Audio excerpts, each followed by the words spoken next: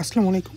তো আজকের ভিডিওতে আমরা হলো যে মানে basics of data extraction and relevance কিছু জিনিস নিয়ে আর কি কথা বলবো। বিশেষ করে আর কি কিছুদিনের এক্সপিরিয়েন্স এবং স্ক্রিনিং, আমরা অনেকগুলো প্রজেক্ট স্ক্রিনিং স্টার্ট করেছি। তো অনেকের যে কোশ্চেন ছিল সেগুলো প্লাস আমরা আরও কিছু আমরা ডাটা এক্সট্রাকশনের জন্য বেসিক যে আইডিয়া লাগবে সেগুলো নিয়ে কথা বলবো। এবং আমরা নেক্সট বায়ার সেশন নেবে এবং আমিও আরও ভিডিও আপলোড করব। বিশেষ করে আজকে আমরা খুব বেশি ডিপে যাবো না, কারণটা হলো যে ডাটা এক্সট্রাকশন দেখা যায় অনেক টেকনিক্যাল ব্যাপার আছে, যেটা হয়েছে ডাটাগুলো দেখা যায় কনভার্ট করতে হয়। আমরা যদি ডাইকোটোমাস ডাটা হয় তখন দেখা যায় একরকম, আবার কন্টিনিউয়াস ডাটা হলে আরেক রকম। এগুলো দেখা যায় ডাইকোটোমাস ডাটা, আমি আগে বলেছিলাম যে ডাইকোটোমাস ডাটা হলে মানে হাজার্ড রেশিও, রিস্ক রেশিও এগুলো কনভার্ট করতে হয়। আবার হলো যদি কন্টিনিউয়াস ডাটা হয় তখন দেখা যায় ডাটা থেকে মেইন ডিফারেন্স, স্ট্যান্ডার্ড ডেভিয়েশন বা স্ট্যান্ডার্ড অফ ইরর, এই ধরনের টেকনিক্যাল কিছু কনভার্সন ব্যাপার থাকে। সেগুলো আজকে আমরা বলবো না, জাস্ট আমরা মানে কীভাবে ডাটা ফ্রেমটা দাঁড়া করতে হয় বা আমরা যে কাজ করি আমাদের ওয়ার্ক ফ্লোটা কীভাবে হয় সেটা নিয়ে আর কি দেখাবো। এবং আমি আজকে বেসিক থেকে স্টার্ট করি। বিশেষ করে আমরা যেটা বুঝলাম যে আসলে অনেকে মানে কীভাবে করতে হয় বা এই ব্যাপারগুলো নিয়েও আইডিয়া নেই, কীভাবে how to read a scientific article or a clinical trial, এরকম একটা আইডিয়া নেয় আর কি। তো আমরা যতটুকু অনেক, এটা তো হেটারোজেনাস গ্রুপ, অনেকে আসলে অনেকে অ্যাডভান্স লেভেলও আছে, আবার অনেকে আর কি ইনিশিয়াল লেভেলও আছে। তো আমরা আর কি জাস্ট মানে যত বেসিক থেকে পারা যায় আমরা সেটা কথা বলবো। তো আমরা প্রথম যেটা করতে চাচ্ছি, বিশেষ করে এটা একটা কেস রিপোর্ট, আমরা আসলে বেশি আর কি কাজ করবো আমরা ক্লিনিক্যাল ট্রায়ালসগুলো নিয়ে, র্যান্ডমাইজ কন্ট্রোল ট্রায়াল, তারপর observational study, prospective, retrospective code study, এরকম বিভিন্ন স্টাডিগুলো নিয়ে কাজ করবো। কিন্তু আমি শুরু থেকে একবারে কেস রিপোর্ট দিয়ে দেখাচ্ছি। আমরা কখনোই কেস রিপোর্ট ইউজুয়ালি আমরা নেই না। আমরা যে ধরনের কাজ করি সিস্টেমেটিক রিপোর্ট, মেটা অ্যানালিসিস, নেটওয়ার্ক মেটা অ্যানালিসিস, ইউজুয়ালি আমরা কেস রিপোর্ট নিই না। কেউ যদি কখনও আমাদের সাথে, আমরা আসলে অনেক ধরনের প্রজেক্টে কাজ করি, তো হোপফুলি কেউ যদি আমাদের সাথে সিঙ্গেল আর্ম মেটা অ্যানালিসিসে কাজ করে, সিঙ্গেল আর্ম মেটা অ্যানালিসিস যেটা, ওখানে কাজ করলে সিঙ্গেল আর্ম মেটা অ্যানালিসিস আমরা সামটাইমস বা ইউজুয়ালি আমরা কেস রিপোর্ট নেই বা নিতে পারি। এখন তো সিঙ্গেল আর্ম মেটা অ্যানালিসিসে কেউ কাজ করলে তখন কেস রিপোর্ট পাবে, তাছাড়া কেস রিপোর্টটা খুব বেশি নেওয়া হয় না মেটা অ্যানালিসিস ক্ষেত্রে। তো এটা আমি জাস্ট হলো আজকে এক্সাম্পল, আমরা মানে আমি যেটা বুঝতে পারলাম যে আসলে অনেকের কেস রিপোর্ট কীভাবে কাজ করতে বা কেস রিপোর্টটা পাবলিশ করলে ওটা কীভাবে, ওটা নিয়েও আইডিয়া নেই। তো আমরা সবগুলোই একটা স্টেপ বাই স্টেপ এই ভিডিওতে আমি দেখাবো, এবং আমরা ডাটা শিটগুলোও দেখাবো যে কীভাবে কী করতে হয়। তো যেটা হলো এটা আর কি রিসেন্টলি পাবলিশড হওয়া আমার একটা কেস রিপোর্ট। তো এটার ক্ষেত্রে যেটা হলো, আমরা একটা কেস রিপোর্টের ক্ষেত্রে দেখা যায় যদি আমরা কোথায় পাবলিশ হয়েছে বা এটা দেখা যায় উপরে ফার্স্ট পেজে, এটা একটা দেখা যায় একটা আর্টিকেলের ফার্স্ট পেজে অনেক ইনফরমেশন দেওয়া থাকে। তো সেই ইনফরমেশনগুলো ইম্পর্টেন্ট, বিশেষ করে যে এই আর্টিকেলটার ক্ষেত্রে এটা কোথায় পাবলিশ হয়েছে, কত সালে পাবলিশ হয়েছে এবং অথর্স কারা, এই ব্যাপারগুলো। তো আমরা যদি দেখি এই কেস রিপোর্টটা পাবলিশ হয়েছে যে এলসবিআর, এলসবিআর পাবলিকেশনে বিভিন্ন ধরনের পাবলিকেশন আছে কিন্তু যারা এগুলো নিয়ে কাজ করে। বিশেষ করে এলসবিআর আছে, লিপিং কোডস, LWW আছে, ওয়াইলি আছে, টাইলর ফ্রান্সিস, এগুলো খুব মানে বিশাল মানে টপ আর কি, টপ 5-এর মধ্যে ওরা। তাছাড়া ওই স্প্রিঞ্জার আছে, স্প্রিঞ্জার নেচার। তো এখন হলো যে ওরা হলো যে পাবলিশার, মানে ওরা হলো বড় একটা গ্রুপ পাবলিশার, ওদের আন্ডারে থাউজেন্ডস অফ জার্নাল থাকে। যেরকম এলসবিআর আন্ডারে প্রায় মোর দেন 3000-এর বেশি জার্নাল আছে। এর মধ্যে মেডিকেল বা মেডিকেল সায়েন্স রিলেটেড প্রায় মোর দেন 1,500, মানে 1500 বেশি এরকম জার্নাল আছে এলসবিআরের, যেগুলোতে আমরা সাবমিট করতে পারবো বা মেডিকেল রিলেটেড। কিছু আছে আবার হলো ইঞ্জিনিয়ারিংদের জন্য, এরকম কিছু আছে সোশ্যাল সায়েন্স, এবং মানে অন্যগুলোর জন্য। এলসবিআর যে শুধু আমরা মেডিকেল সায়েন্সের জন্য এরকম না, কিন্তু আমরা যে ডেভিডসন পড়ি বা এগুলো কিন্তু এলসবিআর থেকে পাবলিশ করে। আমাদের ফার্স্ট ইয়ার থেকে শুরু করে গাইটন, ফার্স্ট ইয়ারে গাইটন, তারপর রবিন্স প্যাথোলজি, তারপর আরও এরকম বড় বড় বইগুলো কিন্তু এলসবিআর থেকে পাবলিশ করে। ডেভিডসন আছে, আবার কিছু আছে ওই হ্যারিসন বা গ্যানং, সেগুলো আবার ম্যাগ্রোহিল থেকে। ম্যাগ্রোহিল ওদের ওরকম জার্নাল নাই, ওরা জার্নাল পাবলিশার না ম্যাগ্রোহিল যারা, কিন্তু আবার লিপিং কোটের আবার অনেক জার্নাল আছে। তো আমরা এরকম বলবো। তো এখানে যেটা হলো যে এলসবিআর, এটা এলসবিআর একটা জার্নাল যেটা হলো রেডিওলজি কেস রিপোর্ট। এই জার্নালটার নাম হলো রেডিওলজি কেস রিপোর্ট এবং পাবলিশার হলো এলসবিআর। সেরকম এলসবিআর অনেক বই আছে, যেরকম যেটা বললাম যে ডেভিডসন এলসবিআর পাবলিশ করে, গাইটন এলসবিআর পাবলিশ করা, মানে এলসবিআর আন্ডারে অনেক অনেক যেরকম ওরা তো অনেক বড় পাবলিশার, মানে তাদের top one, arguably top one publisher, সবচেয়ে বড় পাবলিশার এলসবিআর। তো এরকম, তো এটা এলসবিআর থেকে পাবলিশ করে এবং এটা জার্নালটার নাম হলো রেডিওলজি কেস রিপোর্ট। তো আমরা দুইটা জিনিস এখান থেকে জেনে গেলাম যে এটা পাবলিশার হলো এলসবিআর এবং জার্নাল হলো রেডিওলজি কেস রিপোর্ট। এবং আমরা কেউ যদি ইন্টারেস্টেড হই তাহলে এই জার্নালের লিঙ্ক এখানে দেওয়া আছে, যে elsbr.com লুকেট RADCR radiology case report.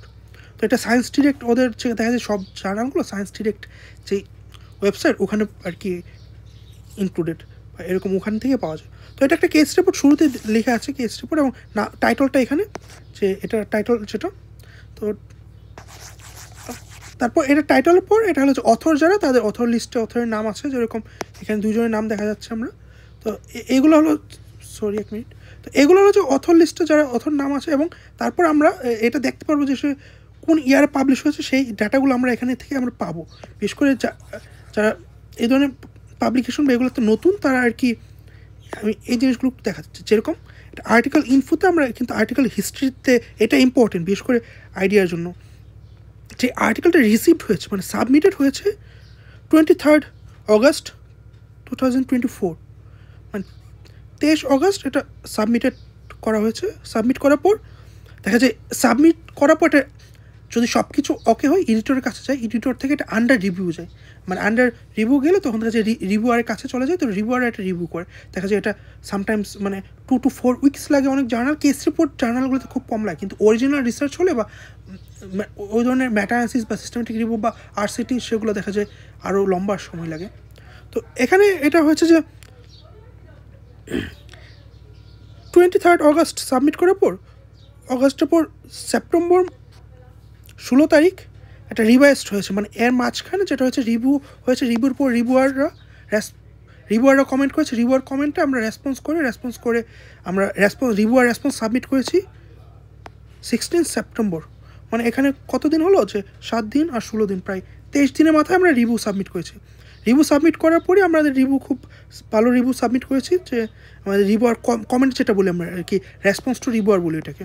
ফার্স্টে রিভিউয়ার কমেন্ট করে যে আমাদের এটা নিয়ে এরকম মাল্টিপল, সামটাইমস 2-3 এরকম রিভিউয়ার কমেন্ট করার পর আমরা রিভিউয়ার কমেন্টগুলোকে দেখে আবার আমরা রেসপন্স করি, যে আসলে তারা কি বলেছে। তারা চাই যে স্পেসিফিক কিছু জিনিস তারা বলেছে এই জায়গায় আমাদের একটু মানে ত্রুটি বলা যায়, বা জাস্ট হলো আমরা ওই জায়গাগুলো ইমপ্রুভমেন্টের সুযোগ আছে আর কি। ওই জায়গাগুলোতে আমরা যদি টাচ করি তাহলে আরও এটা ইমপ্রুভ হবে এবং এটা মানে কোয়ালিটি বা এডুকেশনাল কোয়ালিটি ইমপ্রুভ হবে। তো ওইরকম কিছু কমেন্ট করে, তো আমরা সেই কমেন্টগুলোকে আমরা আবার দেখে আমরা রেসপন্স করি। তো ওটাকে বলেছে রেসপন্স টু রিভিউয়ার। তো আমরা রেসপন্স টু রিভিউয়ার বা রেসপন্স আমরা সাবমিট করেছিলাম 16 তারিখ, এবং আমাদের রেসপন্স খুবই ভালো ছিল, যে মানে এটা এডিটরের সব কিছু চুজ হয়েছে বা পছন্দ হয়েছে, তো তারা অ্যাকসেপ্ট করে নিয়েছে। অ্যাকসেপ্টেড 17 সেপ্টেম্বর, মানে একদিনের মাথায় অ্যাকসেপ্ট করেছে। তা অ্যাকসেপ্টেড হওয়ার পরও দেখা যায় আবার অনেক কাজ থাকে এখানে, এই প্রুফ রিডিং করতে হয়, তারপর কিছু মানে কপিরাইটের, এখানে তো কপিরাইটের ব্যাপার আছে। বিশেষ করে এগুলো কিন্তু মানে বাংলাদেশে বা এরকম খুব বেশি সবাই অ্যাওয়ার না, কিন্তু যারা এগুলো নিয়ে দেখা যায় এগুলো কিন্তু অনেক সময় অথরশিপ নিয়ে বা এগুলো নিয়ে অনেক সময় বড় বড় লসুট হয়ে যায়, প্লেজারিজম নিয়ে। এগুলো কিন্তু খুবই সেন্সিটিভ জিনিস, অনেক সময় এগুলো নিয়ে অনেক বড় বড় লসুট হয়ে যায়। তো এগুলোর জন্য দেখা যাচ্ছে কপিরাইটের কিছু এগ্রিমেন্ট ফর্ম বা এগুলো সব সাবমিট করতে হয়। তো আমরা এগুলো সাবমিট করে প্রুফ রিডিং করে তারপর আলটিমেটলি ওটা অনলাইনে আসলো 4 অক্টোবর 2024। তো এখান থেকে মানে আমরা অনেকগুলো ইনফরমেশন কিন্তু পেয়ে গেলাম, যে আর্টিকেলটা এটা পুরো ন্যাচারাল হিস্ট্রি বা এরকম একটা। তো এটা সাবমিট থেকে পাবলিশ হতে প্রায় 1 মাস 11 দিন লেগেছে। তো মোটামুটি এরকম, যে এটা মানে খুব ফাস্ট হয়েছে। এবং কেস রিপোর্ট এই জার্নালের উপর ডিপেন্ড করে, তারপর আমরা কত দ্রুত সাবমিট করলাম রিভিউ, এটাও ডিপেন্ড করে। অনেকে দেখা যায় আমরা রিভিউ দ্রুত সাবমিট করেছি, অনেকে দেখা যায় রিভিউ অনেক লম্বা সময় রেখে 2-3 মাস ধরে, যদি এটা অরিজিনাল আর্টিকেল হয়। এবং আমাদের রিভিউ আসছিল মাইনর রিভিউ, এখানে দেখা যায় অনেক ধরনের রিভিউ আসছে। মাইনর রিভিউ হলে খুব বেশি কাজ করতে হয় না, তো দ্রুত সাবমিট করেছে। কিন্তু মেজর রিভিউ হলো অনেক ধরনের কাজ করতে হয়, বা স্ট্যাটিস্টিক, এখানে কেস রিপোর্ট তো কোনো স্ট্যাটিস্টিক্যাল ব্যাপার নেই, কিন্তু কেস যদি RCT বা সেগুলো হয়, কেস রিপোর্টটা এরকম নয়। কিন্তু RCTগুলোতে এরকম স্ট্যাটিস্টিক্যাল ব্যাপার থাকলে, যদি স্ট্যাটিস্টিক্যাল কোনো মানে ফ্ল থাকে বা সেগুলো ইমপ্রুভমেন্টের জন্য দেখা যায় যে খুব অনেক সময় লাগে। অনেক সময় রিভিউ সাবমিট করতেও মানে রেসপন্স টু রিভিউ সাবমিট করতে অনেক সময় অথবা 2 থেকে 3 মাস পর্যন্ত টাইম নিয়ে নেয়। সেক্ষেত্রে সব কিছু আরও লম্বা সময় লাগে। তো অনেক ক্ষেত্রে দেখা যায় আমাদেরও অনেক আর্টিকেল আন্ডার রিভিউ আছে, প্রায় 6 মাস পর কিছুদিন আগে একটা পাবলিশ হয়েছে। এরকম দেখা যায় আসলে সবগুলো যে সমান স্পিডে পাবলিশ হবে এরকম না। তো আমরা জাস্ট হলো এটা থেকে আর কি আর্টিকেল হিস্ট্রি বা ন্যাচারাল হিস্ট্রিটা এটা জানতে পারবে, এই জিনিসটা আমি দেখাতে চাচ্ছিলাম, নাম্বার 1। নাম্বার 2 হলো সাইটেশন ব্যাপার, বা একটা ব্যাপার হচ্ছে অনেকের ক্ষেত্রে অনেকে এই জিনিসটা জানে না যে আমরা যদি এটা সাইট করতে চাই বা সাইট করতে গেলে আমরা কিছু জিনিস ইউজ করি। এটা আমরা পাবমেড থেকে আমরা সাইট করতে পারি ডিরেক্ট, যে এটা যদি আমরা পাবমেডে সার্চ দিই তাহলে, অথবা আমরা ওদের ওয়েবসাইটে গিয়ে আমরা নিতে পারি। এখন দেখা যায় পৃথিবীতে প্রতিদিন যত স্ট্যান্ডার্ড আর কি, যে আমরা এটা পাবমেড ইন্ডেক্স জার্নাল, এটা রেডিওলজি কেস রিপোর্ট যেটা, এটা কিন্তু পাবমেড ইন্ডেক্স জার্নাল। তো পাবমেডে আমরা এগুলো পাবো, এটা অলরেডি পাবমেডে এসে পড়ছে। এবং যেটা হলো যে পাবমেড দেখা যায় ওই বড়ো জার্নাল যেগুলো পাবলিশার এলসপিআর, লিপিং কোড, ওদের বেশিরভাগ জার্নাল পাবমেড ইন্ডেক্স, কারণ তারা তো মানে তাদের বিজনেসই এটা। তো তাদের দেখা যায় পাবলিকেশন বা ওদের জার্নালে বেশিরভাগ মানে মোস্ট অফ দ্য, আমি যতটুকু দেখেছি যে মোস্ট অফ দ্যাম আর কি পাবমেড ইন্ডেক্স। সামটাইমস যে নিউ আর্টিকেল, নিউ জার্নাল যেগুলো আছে সেগুলো দেখা যায় পাবমেড ইন্ডেক্সড যদিও না, কিন্তু কিছুদিনের মধ্যে আর কি হয়ে যায় যে ওরা তো নতুন জার্নাল লঞ্চ করে। দেখা যায় অনেক জার্নাল আছে যে রিসেন্টলি 2024 সালেও তাদের অনেক জার্নাল লঞ্চ হয়েছে এবং 2023 সালেও আছে। তো ওই জার্নালগুলো দেখা যায় পাবমেড ইন্ডেক্সের জন্য একটা লং ট্র্যাক হিস্ট্রি লাগে। যে এরকম না যে আমি জার্নাল লঞ্চ করলাম এটা আজকে পাবমেড ইন্ডেক্স হয়ে যাবে বা শুরু থেকে পাবমেড ইন্ডেক্স, আসলে এরকম না ব্যাপারটা।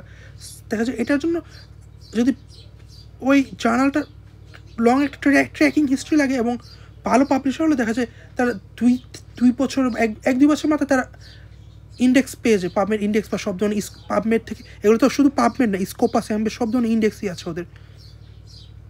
আমরা না হয় একটা কথা বলবো যে আমাদের যে মেডিকেল জার্নালগুলো আছে সেগুলো দেখা যায় তো আমরা যেরকম গুগল থেকে কোনো কিছু সার্চ দিয়ে আমরা বের করি, কিন্তু আমরা আর্টিকেল কিন্তু গুগল থেকে সার্চ দিয়ে এটা সেন্সিটিভ না বা এরকম না খুব বেশি।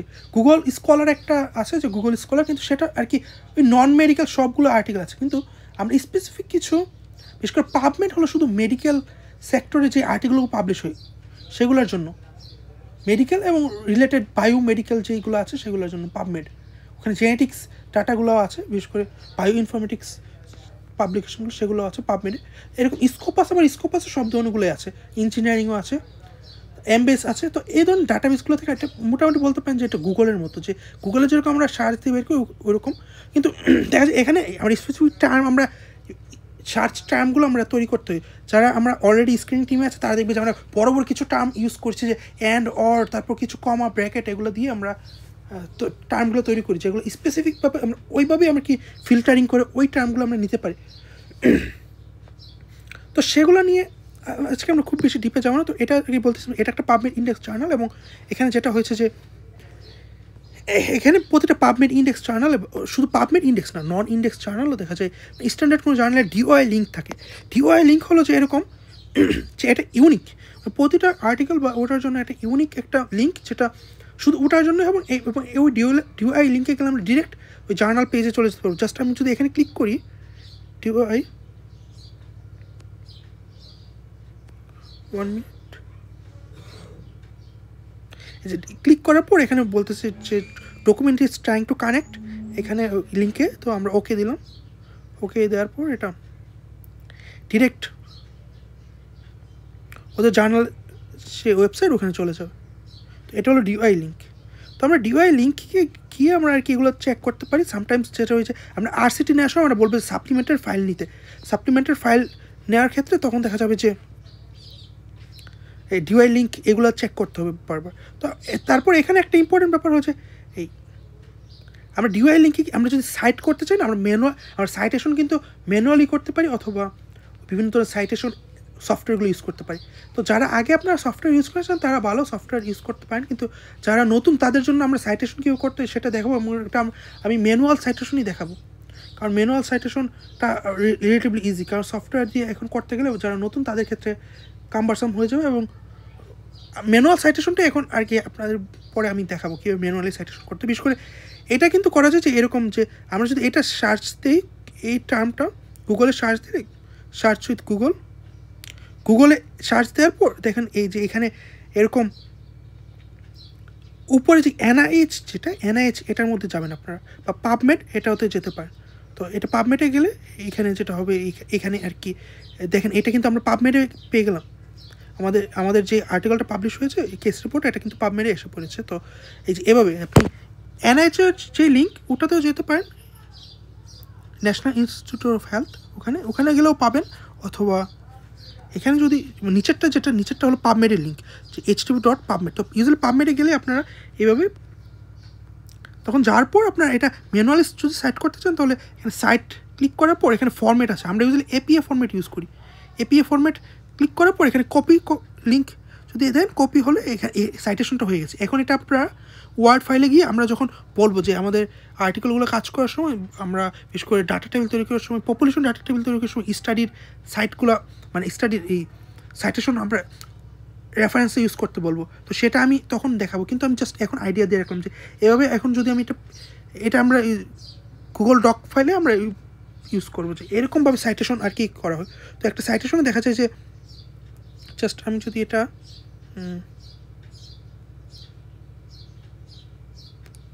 আমি ওখান থেকে পাবমেড দেখিয়ে দেখালাম যে একটা সাইট করার ক্ষেত্রে দেখা যায় এখানে এটা অটোমেটিক্যালি সাইট হয়েছে। তো একটা সাইটের ক্ষেত্রে ফার্স্ট অথর এবং সাথে আরও যে অথর থাকে তাদের নামগুলো থাকে ফার্স্টে, যে খলিল, তারপর হুসাইন এম, তারপর এরকম, তারপর হলো যে 2024 এটা পাবলিশ হয়েছে, তারপর টাইটল, তারপর হলো যে জার্নাল রেডিওলজি কেস রিপোর্ট, তারপর হলো এখানে ডিওআই লিঙ্ক, যেটা ডিওআই লিঙ্কটা হলো যে এটা আমি যেটা বললাম যে প্রতিটা এরকম এপিএ ফরম্যাটের লাস্ট ডিওআই লিঙ্কটা অবশ্যই থাকবে, কারণ এটার মাধ্যমে আমরা লোকেট করতে পারবো তাদের জার্নালে গিয়ে ডিরেক্ট।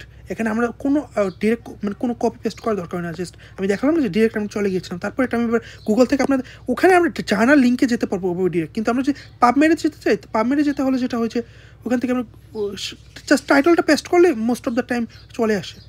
টাইটেলটা যদি আমরা পেস্ট করি তাহলে এটা গুগলে পেস্ট করলে এটা মোস্ট অফ দ্য টাইম এটা চলে আসে, এবং এভাবে আর কি আমরা আমাদের ওয়ার্ক ফ্লোটা এভাবেই আর কি হয়। তো এরকম, তো এটা আমি জাস্ট হলো একটা কেস রিপোর্ট দেখালাম এবং সাথে আমরা রিলেভেন্ট কিছু পেপার এবং আমি আরও কিছু পার্ট দেখাচ্ছি আসলে আমরা একটা আর্টিকেল বা জার্নাল কীভাবে এটা পড়তে হয়। তো একটা আর্টিকেল স্ট্যান্ডার্ড ফর্মেট, যে প্রথমে একটা অ্যাবস্ট্রাক্ট থাকবে। অ্যাবস্ট্রাক্ট মানে হলো যে পুরাটার একটা মানে সার কথা আর কি বলতে পারে, সামারি বা সার কথা এরকম একটা টাইপ। তো অ্যাবস্ট্রাক্ট এরকম, এটা সামারি টাইপ। তারপর দেখা যায় একটা ইন্ট্রোডাকশন থাকে। ইন্ট্রোডাকশন হলো আমরা কী করতে যাচ্ছি বা এটা রিলেভেন্ট কথাগুলো আমরা খুব ডিটেলসে বলবো, যে এটা ইন্ট্রোডাকশন পার্ট, ইন্ট্রোডাক্টরি পার্ট।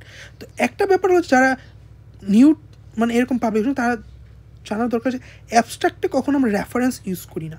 আমরা যে রেফারেন্স আমরা যদি দেখাই যে এটার ক্ষেত্রে আমরা প্রায় 30+ রেফারেন্স ইউজ করেছি। কয়টা ইউজ করেছি? 30 রেফারেন্স ইউজ করেছি। এগুলো হলো যে লাস্টে দেখবেন যে রেফারেন্স থাকে, যেরকম এটা হলো রেফারেন্সেস। তো রেফারেন্সে এখানে আমরা 30 রেফারেন্স ইউজ করেছি, কিন্তু কখনও অ্যাবস্ট্রাক্টে রেফারেন্সিং হবে না। এটা মানে খুবই ইম্পর্টেন্ট একটা ব্যাপার, যে যারা নতুন তাদের জন্য বলা।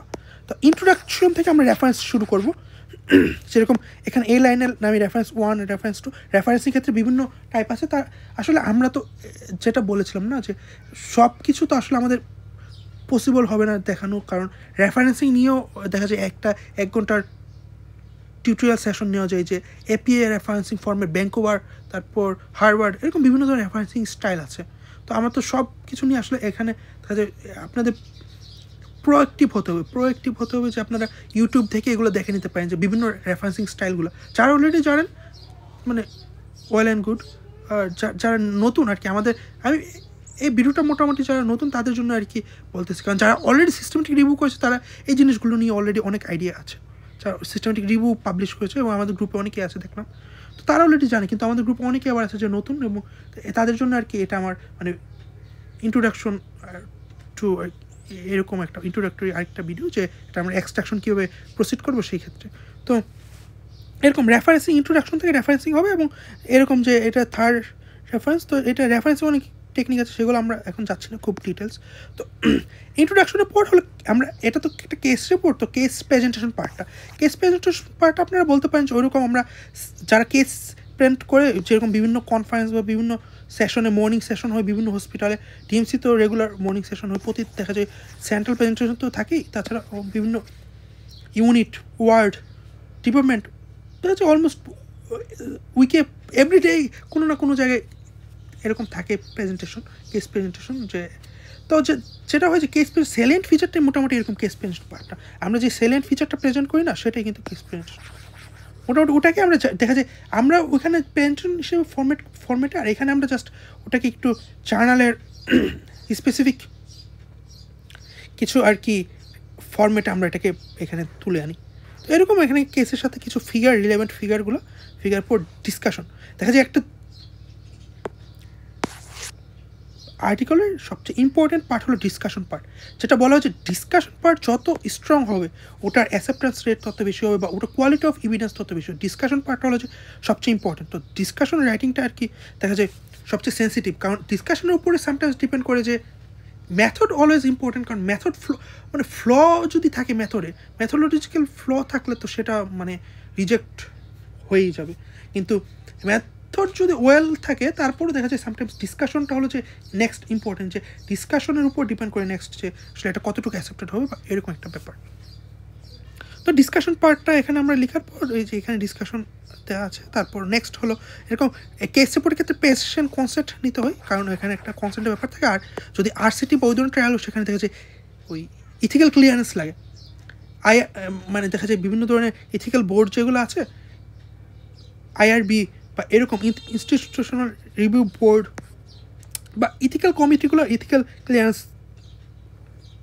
থাকে যে ক্লিনিক্যাল ট্রায়ালগুলোতে। আর কেস রিপোর্টের ক্ষেত্রে পেশেন্ট কনসেন্ট দরকার হয়।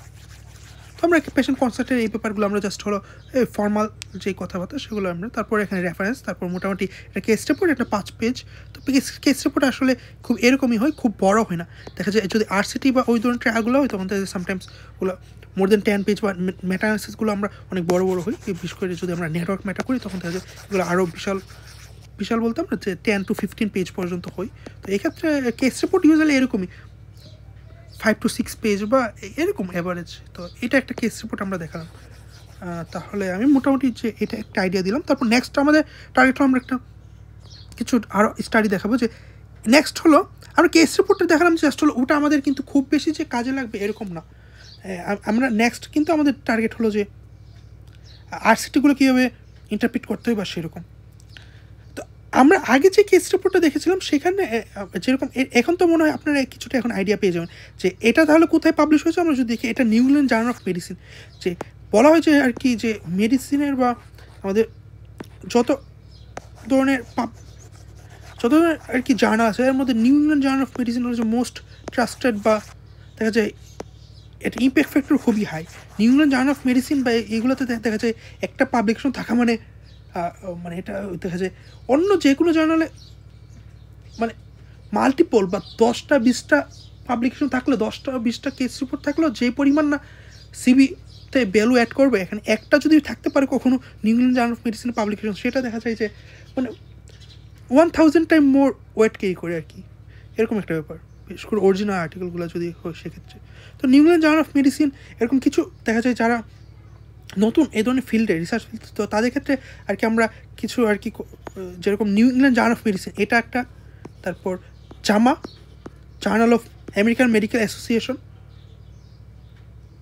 এটা, তারপর হলো আমরা বিশেষ করে আমরা কার্ডিওলজিতে অনেক কাজ করি। তো কার্ডিওলজিতে আমরা অলওয়েজ আমরা এটা রেফার করবো। অনেকে যে নাম না শুনতে পারে যে আমরা জ্যাক হিসেবে বলি আর কি, জেএসিসি বা জ্যাক, আমরা কথা মানে শর্ট ফর্মে জ্যাক ইউজ করি বেশি, কারণ এটা বলতে সহজ হয়। জেএসিসি বলা এটা হলো journal of American college of cardiology, এটা হলো journal of American college of cardiology ওদের অফিসিয়াল জার্নাল। এবং এখানে দেখা যায় ওদের যে অফিসিয়াল যে কোনো পাবলিকেশন বা আমাদের রিসেন্টলি আমেরিকান কলেজ অফ কার্ডিওলজিতে অ্যাবস্ট্রাক্ট যেগুলো অ্যাকসেপ্টেড হয়েছে আমাদের অ্যাবস্ট্রাক্ট, এবং যাদের অ্যাবস্ট্রাক্টগুলো অ্যাকসেপ্ট হয়েছে সব অ্যাবস্ট্রাক্টগুলো এই জার্নালে এসে পড়বে। এটা খুবই একটা মানে দেখা যায় নাম্বার 1 প্রবাবলি এখন কার্ডিওলজিতে জার্নাল নাম্বার 1 কি না আমার একটু চেক করতে হবে, কিন্তু ওদের মধ্যে আর কি এটা, অথবা আরেকটা আছে এইচএ মানে আহা, এটাকে আমরা আহা বলি যেরকম। এটা হচ্ছে আমেরিকান হার্ট অ্যাসোসিয়েশন, ওদের জার্নাল আছে অনেকগুলো, যার সার্কুলেশন আছে ওদের জার্নালগুলো, ওদের মধ্যে আর কি কম্পিটিশন যে টপ 5-এ কারা থাকবে, টপ মানে এরকম। তো দেখা যায় 1 বা 2 এরকম, মানে খুব বেশি মানে টপের মধ্যেই আর কি আছে, টপ 3 এর মধ্যেই ওরা। তো মানে কার্ডিওলজির ক্ষেত্রে আহা যেটা কারণ আমরা দেখা যায় এখন রিসেন্টলি আমরা কার্ডিওলজিতে ফোকাস বেশি, তো এই জন্য দেখা যাবে যে কার্ডিওলজি জার্নালগুলো অনেক সময় ইউজ করি, এবং আমরা দেখা যায় অনকোলজি প্রজেক্টও আমরা নেক্সট আছে, তো সেক্ষেত্রে আমরা বলবো। কিন্তু এরকম আর কি, তো সেগুলো তাছাড়া ওই ল্যান্ডসেট আছে, ল্যান্ডসেট দেখা যায় যে আসলে ওরা ল্যান্ডসেটে বিভিন্ন ধরনের জার্নাল আছে, আমরা সেগুলো, তো এগুলো হলো যে ওদের মানে ওরা হলো জার্নাল। দেখা যায় ল্যান্ডসেট একটা পাবলিশার, আসলে ল্যান্ডসেটে অনেক জার্নাল আছে, কিন্তু এই জার্নালগুলোতে আর কি টপ জার্নালগুলো এগুলো, তো আমরা সামটাইমস এগুলো এইভাবে রেফার করবো। দেখা যায় এগুলোকে ফুল ফর্মে আমরা কখনো যদি আমরা চ্যাটের মধ্যে ইউজ করি, তাহলে আর কি কখনো ফুল কিন্তু কেউ লিখতে যাবে না, new England journal of medicine এটা কখনো আমরা লিখি না, আমরা NEJM ব্যবহারই লিখবো। তো আপনারা এগুলো আগে থেকে একটু মানে কশাস হয়ে নেবেন, বা এগুলো গুগল থেকে দেখে নিতে পারেন যে এরকমভাবে আমরা ইউজ করব। তাহলে এটা, তারপর নেক্সট হলো যে আমরা আর কি যখন স্টাডিগুলো আমরা ডাটা এক্সট্রাকশন করি বা স্টাডিগুলো নেই, তখন আমরা রেফার করি ভাবে যে ফার্স্ট অথর দেন পাবলিকেশন ইয়ার। এটা পাবলিকেশন ইয়ার হলো এখানে যদি আপনারা দেখেন যে বিভিন্ন জার্নালের ক্ষেত্রে আপনার খুঁজে বের করতে হবে, ফার্স্ট পেজে পাবেন কত সালে এটা পাবলিকেশন হয়েছে এবং ফার্স্ট অথর কারা, এবং DOI লিঙ্ক কিন্তু এখানেই সাথে দেওয়া আছে। তাহলে এখানে এটা পাবলিকেশন হয়েছে, পাবলিশড হয়েছে November 16, 2024। এটা আসলে ওই কনফারেন্সে এটা পাবলিশ হয়েছে, আমরা দেখেছিলাম যে কনফারেন্সে পাবলিশ হয়েছে এটা। আর New England journal of medicine এটা পাবলিশড হয়েছে ওদের, এটা হলো যে ম্যাসাচুসেটস মেডিকেল সোসাইটি, ওদের একটা জার্নাল, ম্যাসাচুসেটস মেডিকেল সোসাইটি, মানে এটা বোস্টন থেকে পাবলিশ হয়, এবং এটা হলো যে ওদের সাথে আর কি হার্ভার্ডের সাথে অ্যাফিলিয়েশন। এটা কিন্তু স্টার্ট হয়েছে যারা ওই ম্যাস জেনারেল হসপিটাল MGH ওদের থেকে আর কি। এটা অনেক, এটা হিস্ট্রি অনেক বেশি, ট্রেকিং হিস্ট্রি প্রায় মোর দেন 100 অলমোস্ট 200 ইয়ার্সের মতো ট্র্যাক হিস্ট্রি ওদের, মানে অনেক আগে থেকে এটা পাবলিশ হচ্ছে। বিশেষ করে এটা স্টার্ট হয়েছে ওখান থেকে MGH থেকে, ম্যাস জেনারেল হসপিটাল ওখান থেকে।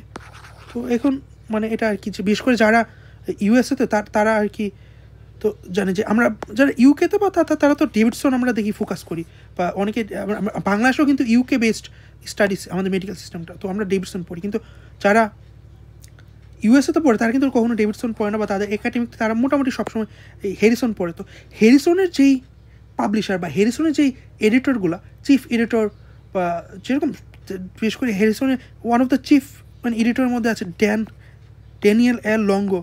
আপনারা যদি নাম দেখেন তাহলে দেখবেন যে ড্যানিয়েল এল লঙ্গো নামে একজন আছে এডিটর।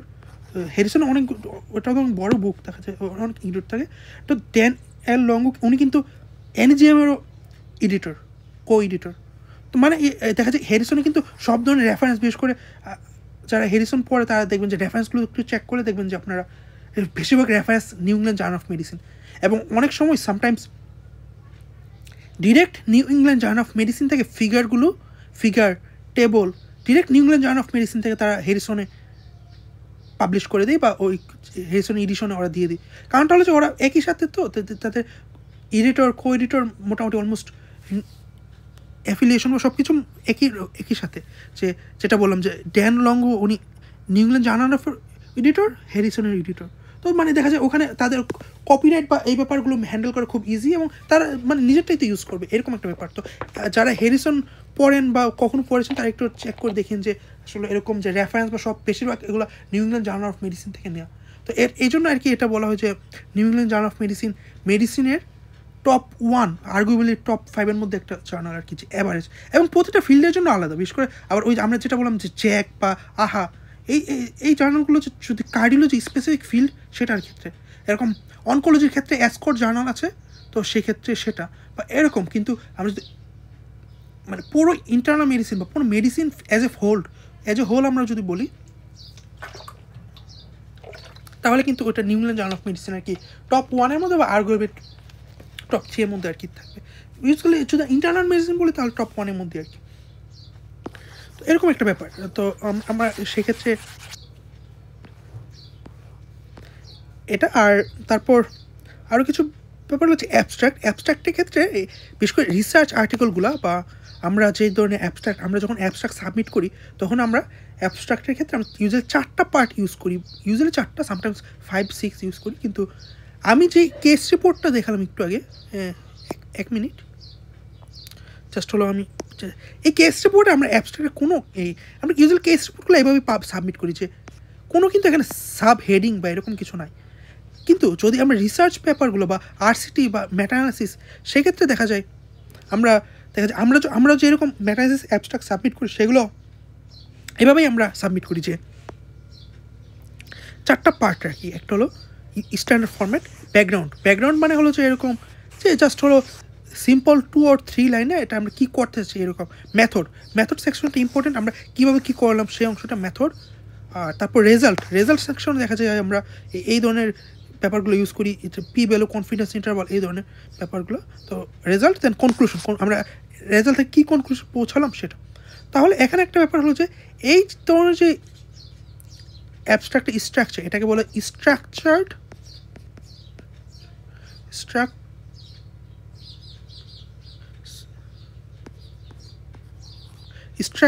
অ্যাবস্ট্রাক্ট। এটা হলো স্ট্রাকচার্ড অ্যাবস্ট্রাক্ট এরকম 4টা পার্ট। সামটাইমস আমরা ব্যাকগ্রাউন্ডের জায়গায় ইন্ট্রোডাকশন লিখি, সামটাইমস আমরা ব্যাকগ্রাউন্ডের সাথে অবজেক্টিভস অ্যাড করি। তারপর মেথড, রেজাল্ট, কনক্লুশন। মেথডের জায়গায় আমরা মেথোডোলজি লিখি বা এরকম। এখানে সামটাইমস মেথড অ্যান্ড রেজাল্ট এই দুটো একই সাথে কম্বাইন করে লেখা হয় 3টা পার্ট হিসেবে। এখন এটা ডিফারেন্ট, কিন্তু আমরা যেটা ইউজুয়ালি করি এবং আমরা যে এসএসসিতেও সাবমিট করেছি বা বিভিন্ন ইএসসিতেও আমরা অলরেডি সাবমিট করেছি, এসসিতেও তো অ্যাকসেপ্টেড হয়েছে আলহামদুলিল্লাহ। ইএসসিতে মানে ওরা জানুয়ারিতে নোটিফিকেশন ইমেল পাঠাবে, তো হোপফুলি দেখা যাক কী হয়। তো এরকম আর কি যে আমরা এই অ্যাবস্ট্রাক্ট সাবমিট করি, ইউজুয়ালি এই ফরম্যাটেই সাবমিট করি।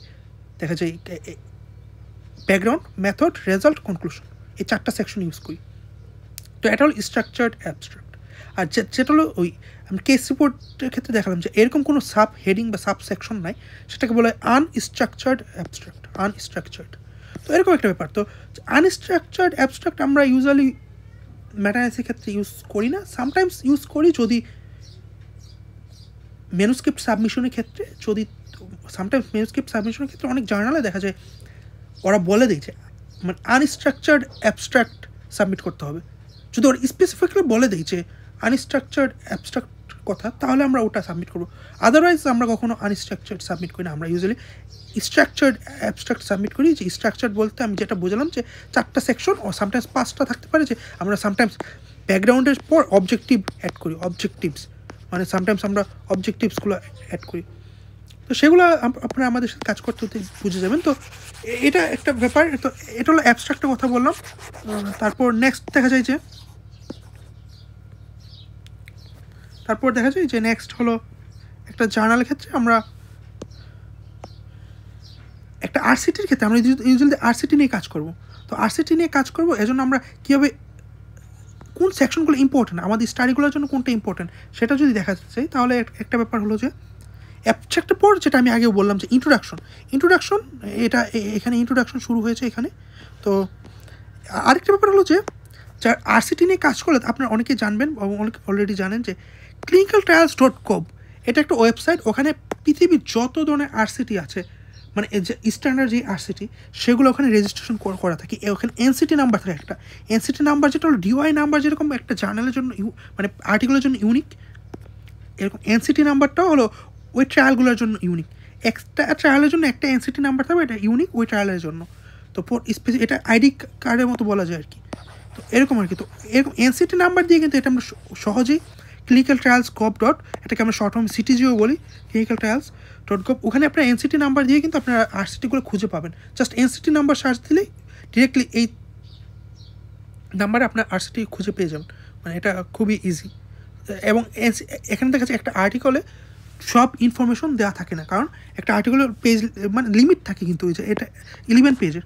তো কিন্তু এনসিটির নাম্বারে গেলে আজকে আমি প্রবলি এনসিটি ওখানে গিয়ে আমি দেখাবো না, আমি হোপফুলি নেক্সট আরেকটা ভিডিও করবো যে আমি কীভাবে ক্লিনিক্যাল ট্রায়ালস কব থেকে সব কিছু নেভিগেট করতে হয় কীভাবে, সেটা আমি আরেকটা ভিডিওতে দেখাবো হোপফুলি। তো আজকে আমি দেখাবো না, কারণ লেন্দি হয়ে যাবে। আসলে আমার অনেকগুলো আরও মানে এজেন্ডা আছে যে এই ভিডিওতে কভার করার জন্য, তো এই জন্য এটা না। তো এনসিটি নাম্বারে গিয়ে আমরা এটা খুঁজে বের করতে পারবো। তাহলে এনসিটি নাম্বারটা ইউনিক একটা নাম্বার। ওখানে দেখা যায় সব ধরনের ডাটাগুলো আরসিটির ডাটা থাকে আর কি। এবং যদি সামটাইমস আমরা কেউ যদি ইন্টারেস্টেড হই, যে আমি মনে করি যে আজকে আমি দেখতে পাবো যে কোনো একটা ড্রাগ, এটা কি বলতে পারি যেরকম একটা ড্রাগ আছে, আমরা অলরেডি কাজ যে যেটা নিয়ে কাজ করতেছি ওটা আর কি মানে মাথায় চলে আসে দ্রুত। তো আমরা এসএমই নিয়ে একটা কাজ করতেছি, যেরকম স্পাইনোমাস্কুলার অ্যাট্রফি, এখানে একটা ড্রাগ আছে যে নোসিনারসেন, একটা ড্রাগ, এটা হলো ওইরকম যে জেনেটিক মডিফায়ার বা এরকম নোসিনারসেন। তো আমরা যদি কেউ জানতে চাই যে নোসিনারসেন নিয়ে এখন কতটা ট্রায়াল হচ্ছে, সেই ট্রায়ালগুলো যদি আমরা ওইখানে সিটিজে মানে clinicaltrials.gov সিটিজে ওখানে যে আমরা যাই, তাহলে আমরা পেয়ে যাব। কিন্তু সার্চ দিলে এখানে সার্চ দেওয়ার টেকনিক আছে, টেকনিক দিলে আমরা নোসিনারসেন নিয়ে কতগুলো ট্রায়াল হচ্ছে এবং সবগুলো ট্রায়াল ইনফরমেশন পেয়ে যাবো, অলরেডি পাবলিশড যেগুলো।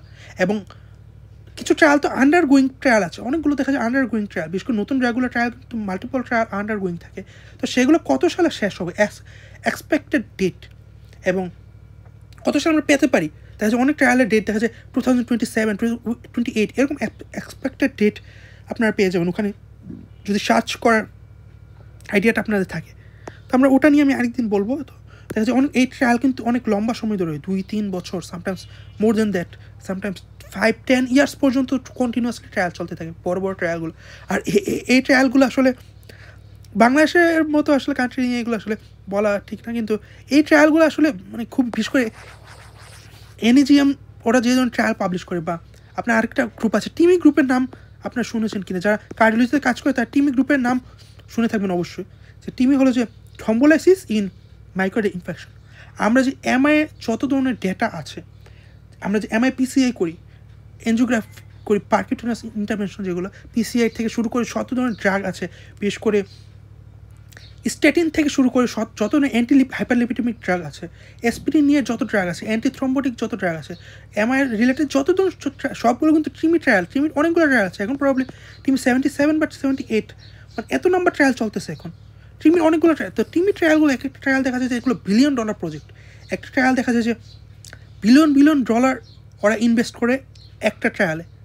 তো এরকম ওদের মাল্টিপল ট্রায়াল চলতেছে এবং অলরেডি প্রবলি আমি লাস্ট যখন চেক করেছিলাম 1 মাস বা এরকম আগে, তখন একটা 77th ট্রায়াল চলতেছে। তো এখন প্রবলি আরও অ্যাড হচ্ছে।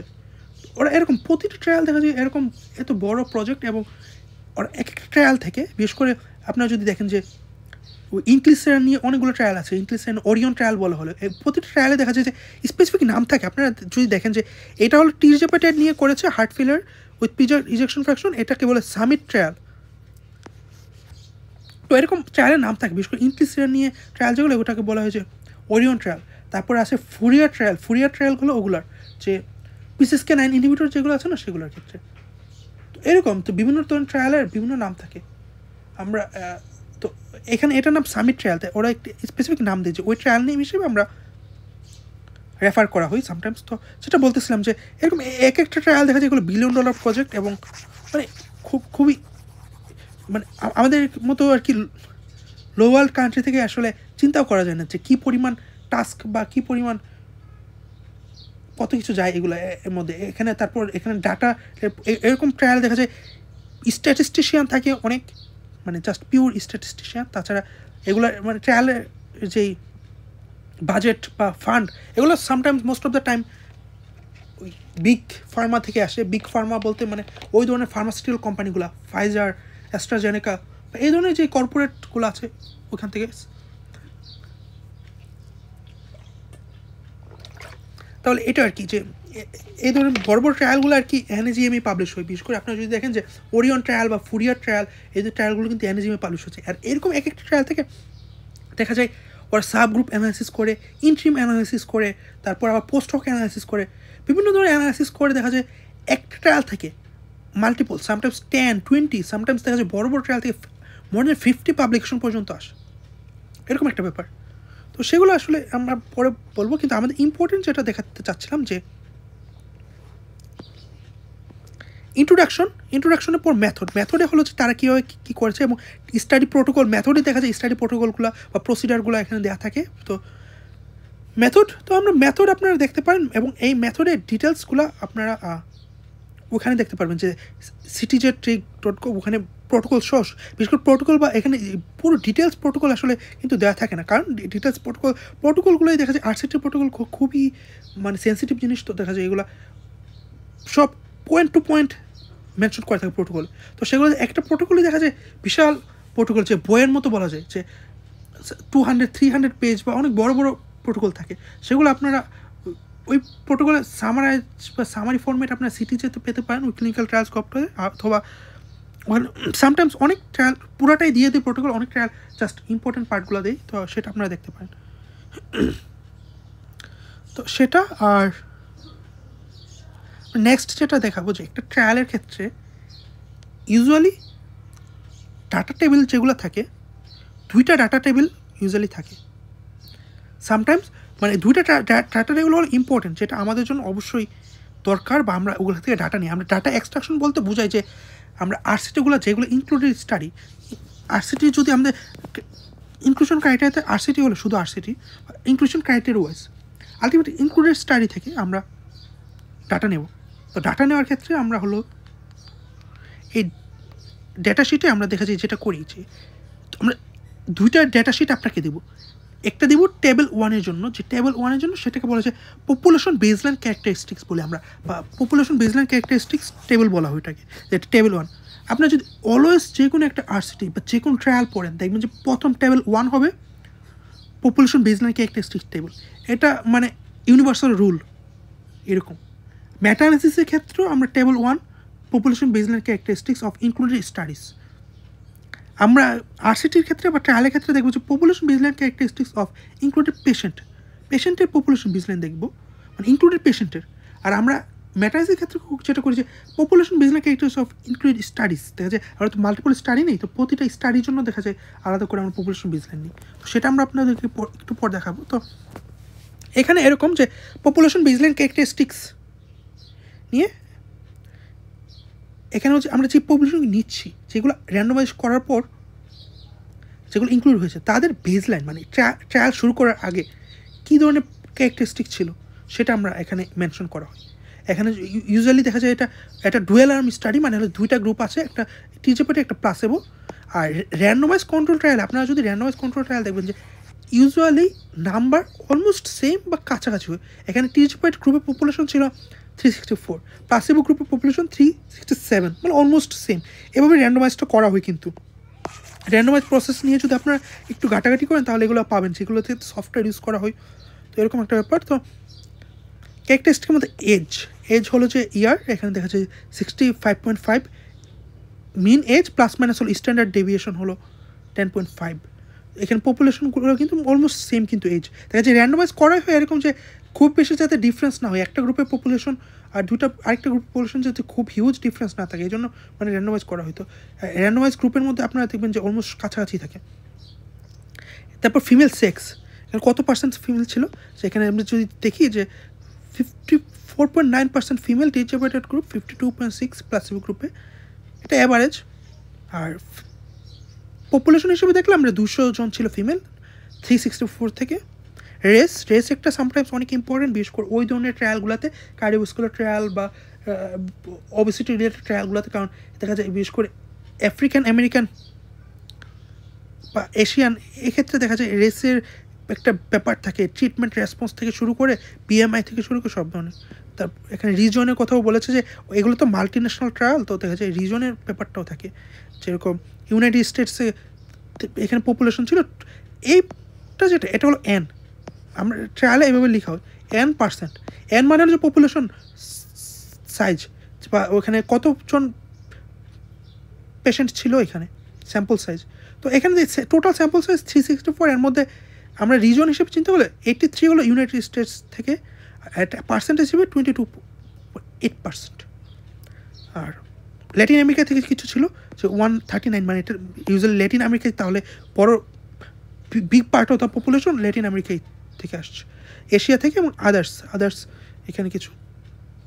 তো এখানে হার্ট ফেলার নিয়ে করেছে, তো নিহা ক্লাসিফিকেশন যেটা NYHA বা নিহা যেটাই বলি আমরা, তো ওদের ক্লাসিফিকেশন হার্ট ফেলার ক্লাস 2 কত পার্সেন্ট ছিল, ক্লাস 2, ক্লাস 3, 4 এগুলো। তারপর adiposity body body weight, average body weight কত ছিল, এখানে অ্যাভারেজ বডি ওয়েট মানে এটা অবেস পিপল তো নেওয়া হচ্ছে, তো 102.9। আর বডি বিএমআইয়ের কথাও বলেছে, ওয়েস্ট টু হিপ রেশিও সব কথা। তো এইভাবে আপনার সব কিছু দেখতে, হার্ট রেটের কথা বলেছে। তো আমরা এত কিছু এখন বলবো না, জাস্ট আমি অ্যাট্রিয়াল ফিব্রিলেশন ছিল কিনা, ডায়াবেটিস ছিল কিনা, তারপর দেখা যায় ডিসলিপিডেমিয়া ছিল কিনা, করোনারি আর্টারি ছিল কিনা, হাইপারটেনশন ছিল কিনা, এরকম অনেক ধরনের ব্যাপার আর কি এইখানে থাকে। তারপর ড্রাগসেরগুলো, মেডিকেশন কোন ধরনের মেডিকেশন পাচ্ছিল, ডায়াবেটিক্স কতজন পাচ্ছিল, রাস ইনহিবিটর কতজন পাচ্ছিল, বিটা ব্লকার কতজন পাচ্ছিল, এমআরএ কতজন পাচ্ছিল, SGLT2 ইনহিবিটর কতজন পাচ্ছিল, এরকম অনেক ধরনের ব্যাপার আর কি। এগুলো বেস লাইন যে আমরা ট্রায়াল শুরু করার আগে এই ডাটাগুলো নেওয়া হয়। এটা হলো টেবিল 1। তো এখন থেকে আপনারা আমাদের সাথে কাজ করার সময় অলওয়েজ এই ব্যাপারটা মনে রাখবেন যে table 1 always population baseline characteristics. আমরা যদি কখনো বলি যে, আমরা বলে দেবো যে এই আপনি আজকে আমাদের টেবিল 1টা কমপ্লিট করেন, তার মানে আমরা বলবো যে টেবিল 1 বলতে আমরা পপুলেশন বেসলাইন টেবিলটা কমপ্লিট করতে বলতেছি, এরকম একটা ব্যাপার। আমরা এভাবে আর কি বলি যে সামটাইমস বলতে পারি যে পপুলেশন বেসলাইন টেবিলটা কমপ্লিট করুন, অথবা বলবো যে আজকে deadline population baseline table complete করেন, অথবা বলবো যে আজকে ডেডলাইন আপনি টেবিল 1টা অবশ্যই কমপ্লিট করেন, এরকম একটা ব্যাপার আমরা এভাবে রেফার করি আর কি। এটা টেবিল 1 হিসেবে আমাকে রেফার করি। তো এভাবে আর কি মনে রাখেন যে অনেক সময় আমরা দেখা যায় অনেকগুলো প্রজেক্ট কাজ করে সব ডিটেলস আমরা লেখার সময় হয় না বা লিখি না, আমরা এভাবেই আর কি আমাদের ওয়ার্ক ফ্লোটা এরকম হয়। যারা অলরেডি আমার সাথে অনেকে যারা কাজ করে তারা আসলে এভাবে অভ্যস্ত হয়ে গেছে, বা কিন্তু যারা নতুন তাদের জন্য মনে হতে পারে যে এটা কীরকম বা এটা। তো টেবিল 1 বলতে অলওয়েজ আমরা রেফার করবো যে পপুলেশন বেসলাইন ক্যারেক্টারিস্টিক্স বা characteristics of the patients at baseline. তো আমরা টেবিল 1 দিয়ে এটাই রেফার করি। নেক্সট আমরা হলো টেবিল 2। দেখা যায় টেবিল 2 ইউজুয়ালি দেখা যায় যে আউটকামগুলো, প্রাইমারি অ্যান্ড সেকেন্ডারি আউটকাম, যে আমাদের যে RCTর আউটকাম যেগুলো ছিল সেগুলো আর কি টেবিল 2তে, মানে টেবিল 1 হলো আমরা ট্রায়াল শুরু করার আগে যেই ডেটাগুলো ছিল সেগুলো, টেবিল 2 হলো ট্রায়াল হওয়ার পর এই ড্রাগ দিলাম আমরা, প্লাসেবো দিলাম, দেওয়ার পর কী চেঞ্জ হলো, তারপর আমরা যে 1 বছর বা যেই সময় পর্যন্ত ট্রায়াল হয়েছে ওই ট্রায়ালের পর যেই ডাটা আসছে সেই ডাটাগুলো আউটকাম। তো এটা আউটকাম টেবিল বলে, এটাকে sometimes primary secondary and points লিখেছে ওরা, আমরা এটাকে আউটকাম টেবিল বলি ইউজুয়ালি, বা টেবিল 2 বলবো, outcome table usually outcome table বলি। তো এরকম আর কি এখন যেভাবে রেফার করি কিন্তু আপনাদের বুঝে নিতে হবে। তো আউটকামের মধ্যে প্রাইমারি সেকেন্ডারি কম্পোনেন্টস বা এরকম, যে এখানে দেখা যায় অনেক সময় দেখা যায় কম্পোজিট আউটকাম ইউজ করে, এখানে প্রবলি ওরা কম্পোজিট আউটকাম ইউজ করেছে, যেরকম অনেক কিছু ইউজ করেছে যে ডেথ ফ্রম এনি কজ। আমি জাস্ট হলো সিম্পল থেকে আমি যাচ্ছি, বিশেষ করে প্রথমটা কম্পোজিট আউটকামে আমি আসলে এখন এটা বোঝাতে চাচ্ছি না, আমি একটু পর বলতেছি। ফার্স্টে যেরকম ডেথ ফ্রম এনি কজ, এটাকে আমরা বলি অল কজ মর্টালিটিও বলি। তো এখানে ইভেন্ট নাম্বার, এখানে ভ্যালু যেটা এটা হলো আমাদের টার্গেট, আমরা এখান থেকে ডাটা নিতে পারবো, পেশেন্ট ইয়ার থেকে নিব না, কিন্তু ইভেন্ট পেশেন্ট ইয়ার এটা থেকে আমরা ডাটা নিই না, ভ্যালু যেটা এটা থেকে নিব। তো যদি আমরা চিন্তা করি টিজেপাটাইট দেওয়া হয়েছে 364 পেশেন্টকে, এর মধ্যে ডেথ হয়েছে কতজনের, ফলো আপ যত দিন পর্যন্ত আমরা ট্রায়ালটা কন্টিনিউ করেছি তো তাদের মধ্যে কতজনের ডেথ হয়েছে আমরা যদি দেখি, টিজেপাটাইট গ্রুপের ডেথ হয়েছে 19 জনের, এটা হলো পার্সেন্ট হিসেবে 5.2%। প্লাসিবো গ্রুপের ডেথ হয়েছে 15, এটা পার্সেন্ট হিসেবে 4.1। এটা হলো ইভেন্ট, আর টোটাল হলো ইভেন্ট হলো এটা, আর টোটাল হলো এখানে এন যেটা সেটা। একইভাবে adjudicated death from cardiovascular cause, এর মধ্যে যে এটাকে আমরা অল কজ মর্টালিটি বলি, আমরা টার্মগুলো এভাবে ইউজ করি, এটা ডেথ ফ্রম এনি কজ যেটা এটাকে অল কজ মর্টালিটি বলি, আর এটাকে ডেথ ফ্রম কার্ডিওভাস্কুলার কজ বা এটাকে আমরা বলি কার্ডিওভাস্কুলার মর্টালিটি। তো এর মধ্যে কার্ডিওভাস্কুলার কজ মানে হার্ট রিলেটেড বা কার্ডিওভাস্কুলার রিলেটেড কমপ্লিকেশনে ডেথ হয়েছে 8 জনের, এখানে 5 জনের প্লাসিবো গ্রুপে। আর এখানে এটা হলো কম্পোজিট আউটকাম, যে adjudicated death from cardiovascular cause or worsening of heart failure, দেখা যাচ্ছে যে death or any worsening of heart failure event resulting in hospitalization, এটা হতে পারে যে এক ডেথ হতে পারে, অথবা এরকম হতে পারে যে তার হার্ট ফেলার হয়ে তার হসপিটাল ভর্তি হয়েছে, এরকম পেশেন্ট কতজন, অথবা হার্ট ফেলার intravenous drug in urgent care setting, মানে হার্ট ফেলার এক্সাজারবেশন হওয়ার পর, ওরসেনিং হওয়ার পর আইবি ড্রাগ কতজনকে দিতে হয়েছে, বা ইন্টেন্সিফিকেশন অফ ওরাল ডায়াবেটিক থেরাপি, যে ডায়াবেটিক থেরাপি কতটা ইন্টেন্সিফাই করতে হয়েছে, কতটা মানে ইনক্রিজ করতে হয়েছে, এরকম একটা ব্যাপার। তাহলে তাহলে এটা আর কি যে এটা একটা কম্পোজিট আউটকাম, মানে সবগুলো এখানে কিন্তু অর যেগুলো নিয়ে সব প্লাস, অল কজ মানে death from any cause plus, worsening of heart failure resulting in hospitalization plus, intravenous drug use plus, intensification of oral diuretic therapy, এবং সবগুলো যোগ করার পর এটা একটা আউটকাম আমরা মেজার করি, সেটা হচ্ছে কম্পোজিট আউটকাম। এটাকে কম্পোজিট আউটকাম বলে। তো এখানে কম্পোজিট আউটকাম হলো 36 এখানে এটা, আর এই গ্রুপে 36 আর এই গ্রুপে কিন্তু 56। তাহলে যদি চিন্তা করেন এখানে একটা ইন্টারেস্টিং ব্যাপার যে ডেথ কিন্তু বেশি হয়েছে টিজেপেটেড গ্রুপে প্লাস কম্পারেটিভ প্লাস, এখানে কিন্তু স্টাডি স্যাম্পল অলমোস্ট সেম 364 67, মানে নট সো মাচ ডিফারেন্ট। তো যদি এখানে ডিফারেন্ট না তো স্যাম্পল, তো এখানে আমরা অলমোস্ট জেনারেলাইজ করতে পারি যে মোটামুটি এখানে 19 জন আর এখানে 15 জন, তার মানে এখানে বেশি হয়েছে, এখানে পার্সেন্টেজ হিসেবেও বেশি 5.2%। ডেথ বেশি হয়েছে টিজেপেটেড গ্রুপে, কিন্তু টিজেপেটেড আলটিমেটলি কিন্তু কম্পোজিট আউটকাম যেটা সেটা কিন্তু অলমোস্ট অনেকটা রিডিউস করেছে, এবং এটা স্ট্যাটিস্টিক্যালি সিগনিফিকেন্ট। আপনি যদি দেখেন 0.02 এটা মানে লেস দেন 0.05 পি ভ্যালুটা এটা। এখানে আরেকটা ব্যাপার হলো যে আমরা এবার কিন্তু ওই যে ম্যাটানালিসিস যারা আপনার আমাদের প্রিভিয়াস ফার্স্ট প্রোডাক্টগুলোতে এরকম দেখিয়েছিলাম যে 95% কনফিডেন্স ইন্টারভাল পি ভ্যালু এই ব্যাপারগুলো। তো এখানে যদি আপনারা দেখেন কম্পোজিট আউটকামের ক্ষেত্রে আমরা একটা টার্ম ইউজ করি হ্যাজার্ড রেশিও। হ্যাজার্ড রেশিওর কথা আমি বলেছিলাম যে রেশিও যে টিজেপেটেড ডিভাইড বাই প্লাসিবো, এরকম একটা রেশিও ইউজ করলে দেখা যাবে যে টিজেপেটেড গ্রুপে এই কম্পোজিট আউটকাম এই আউটকামগুলো হওয়ার চান্স কম। এখানে যে 0.62 মানে 38% রিডিউস করে টিজেপেটেড, আর এটার কনফিডেন্স 95% কনফিডেন্স ইন্টারভাল হলো 0.41 to 0.95। আপনি যদি দেখেন যে এটা কিন্তু ফার্স্ট প্লটে যদি আমরা বসাই তাহলে কিন্তু এটা ফার্স্ট প্লটে ওই পার্টিকেল লাইনটাকে টাচ করবে না, তার কারণ 1কে টাচ করে নেই, তার মানে এটা স্ট্যাটাস সিগনিফিকেন্ট এবং পি ভ্যালু লেস দেন 0.05। তাহলে কিন্তু আমরা ওই ব্যাপারগুলো আমরা এখান থেকে ইমাজিন করতে পারতেছি। আমি এখনই আমার মাথায় যে মানে ফার্স্ট প্লটটা এসে পড়তেছি, এটা যদি আমরা ফার্স্ট প্লটে বসাই এই ডাটাটা তাহলে কিন্তু এটা স্ট্যাটাস সিগনিফিকেন্ট হবে এই ট্রায়ালের জন্য। অন্য ট্রায়ালে কী হয়েছে এটা আমরা বলতে পারি না, আমরা এর রিলেটেড আরও যে ট্রায়ালগুলো হয়েছে সেগুলো নিয়ে আমরা কিন্তু একটা ম্যাটানাইজ করতে পারি। এই ধরনের ট্রায়ালগুলো নিয়ে tirzepatide in heart failure with preserve ejection fraction in patients with obesity, এরকম একটা মেটানালিসিস। সেক্ষেত্রে আমরা টিজেপেটেড নিলাম, এখানে ফার্স্ট প্লটের মধ্যে আমরা বসাবো ডাটাগুলো, তাহলে কিন্তু এটা ফেভার টিজেপেটেড হবে এবং এটা সিগনিফিকেন্ট হবে, স্ট্যাটিস্টিক্যালি সিগনিফিকেন্ট হবে এই ডাটাটা, কারণ এটা P value less than 0.01 less than 0.05 এবং confidence interval less than 1 touch করে না, 1কে টাচ করে না। তো এটা হ্যাজার্ড রেশিওর ক্ষেত্রে এটা এরকম। তারপর এভাবে আর কি আমরা আপনাদের কাজ হবে এখান থেকে ডাটাগুলো নিয়ে আমরা একটু পর ডাটা শিট কীভাবে কী করতে আমি নেক্সট আমি দেখাবো। তো এটা হলো outcome table. Sometimes outcome table তিনটা মানে দুইটা থাকে। আমরা টেবিল যেটা বললাম না ইউজুয়ালি দুইটা টেবিল অ্যাজ এ হোল দুইটা টেবিল থাকে। তো table 1 baseline, table 2 outcome table. Sometimes table 2 থাকে যে টেবিল 2 হলো ইফিকেসি টেবিল, টেবিল 3 হলো অ্যাডভার্স ইফেক্ট টেবিল। অনেক সময় যদি স্টাডিতে অনেক ডাটা থাকে তখন দেখা যায় এটা ডেটা থাকলে এটাকে টেবিল 2 হলো ইফিকেসি টেবিল, যে আমরা ইফিকেসি আউটকাম যেগুলো সেগুলো আমরা টেবিল 2তে মানে তারা দিয়ে দেয়।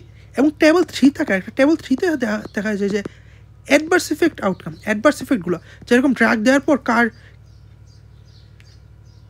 মানে any serious adverse effect, hypotension, syncope, বিভিন্ন ড্রাগের যে অ্যাডভার্স ইফেক্টগুলো সেগুলো অনেক সময় টেবিল 3তে দেওয়া হয়, সেগুলো অ্যাডভার্স ইফেক্ট টেবিল।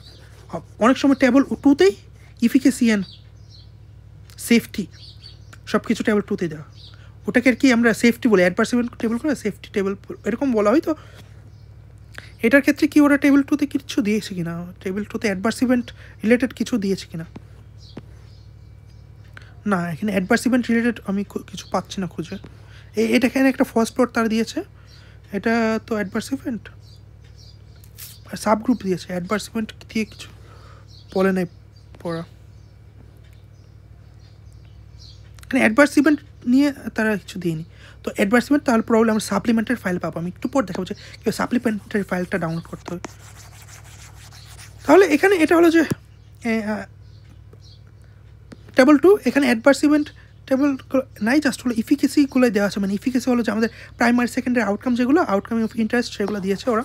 তাহলে আমরা যেরকম ডেথ, তারপর এটা দেখলাম যে এটা অল কজ মর্টালিটি, তারপর ডেথ ফ্রম কার্ডিওভাস্কুলার কজ, তারপর এরকম ওয়ার্সিং অফ হার্ট ফেলিওর, এরকম কিছু ব্যাপার। তারপর এখানে কিছু দেখা যায় সেকেন্ডারি এন্ড পয়েন্ট ছিল যে 6 মিনিট ওয়াক ডিস্টেন্স, মানে 6 মিনিটে কতটুকু হাঁটতে পারে এরকম মিটার হিসাবে।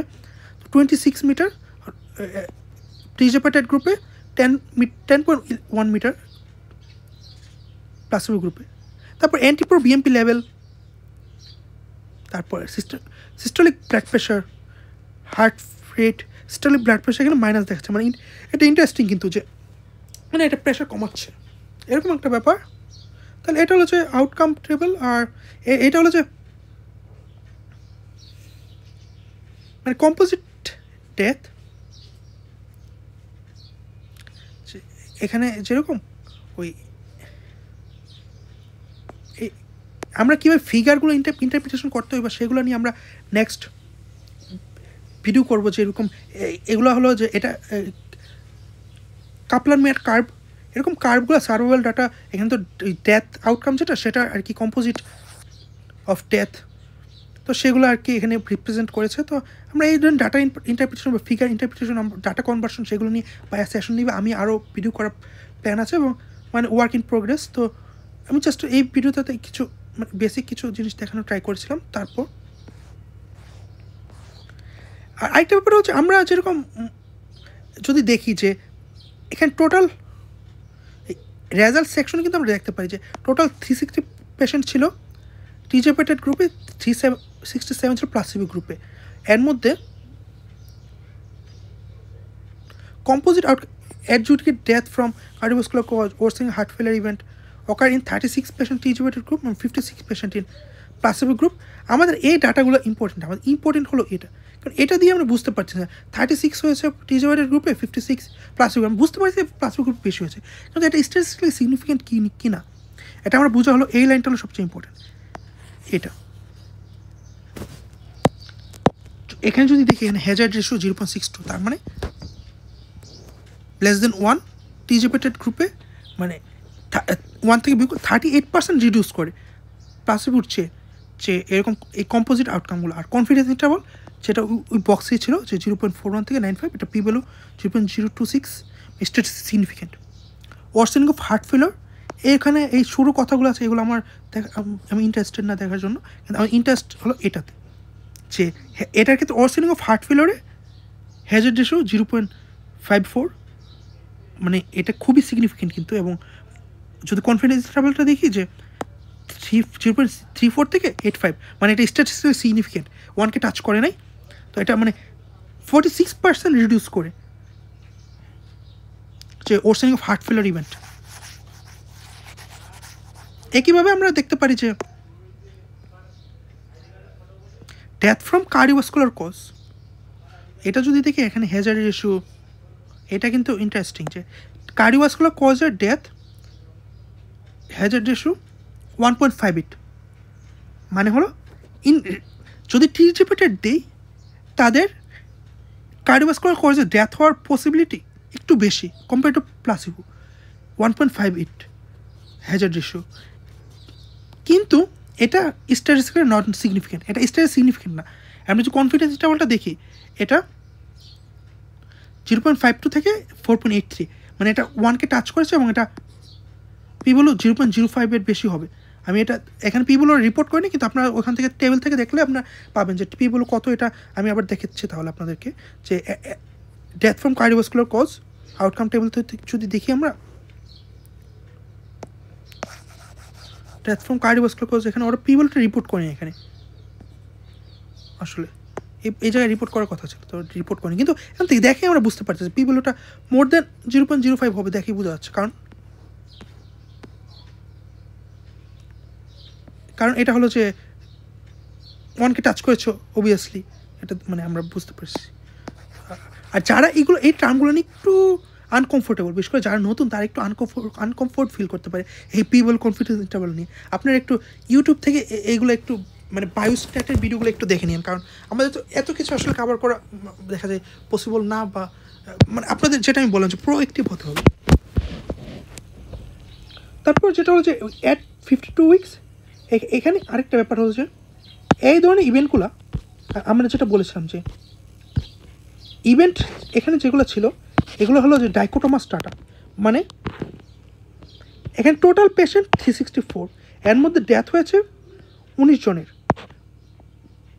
মানে এইগুলো রাউন্ড ফিগার, এটা হলো ডাইকোটোমাস ডাটা, মানে এটা পেশেন্ট অলওয়েজ কোনো এখানে কিন্তু ডেথ 19.5 জনের ডেথ হয়েছে, এটা কিন্তু কোনো ভ্যালিড কথা না, বা একটা স্ট্যাটিস্টিক এটা কোনো মিনিং নেই, মানে হাফ, মানে এটা তো মানে একটা বেসিক জিনিস যে এগুলোকে আমরা ডাইকোটোমাস ডাটা বলি, ইভেন্ট নাম্বারগুলো এরকমই হয়, এগুলো ডাইকোটোমাস ডাটা। নেক্সট যেটা হলো যেরকম এগুলো হলো কন্টিনিউয়াস ডাটা। নেক্সট যেটা হলো যেরকম এখানে আমরা যদি দেখি যে অ্যান্টিপ্রো বিএমপি বা চেঞ্জ এট 52 উইকস KCCQ CSS, এটা হলো যে এটা হলো একটা কার্ডিওভাস্কুলার স্কোরিং সিস্টেম, এটা হলো লাইফস্টাইল বা কোয়ালিটি অফ লাইফ এটা মেজার করার জন্য একটা স্কোরিং সিস্টেম এটা ইউজ করে। তো এখানে এই ডাটা হলো কন্টিনিউয়াস ডাটা। কন্টিনিউয়াস ডাটা হলে যেটা ইউজ করা হয়েছে এটা হলো মিন সাথে স্ট্যান্ডার্ড ডেভিয়েশন, পরেরটা স্ট্যান্ডার্ড ডেভিয়েশন, এটা মিন এটা স্ট্যান্ডার্ড ডেভিয়েশন, প্লাস মাইনাস মানে হলো এটা স্ট্যান্ডার্ড ডেভিয়েশন।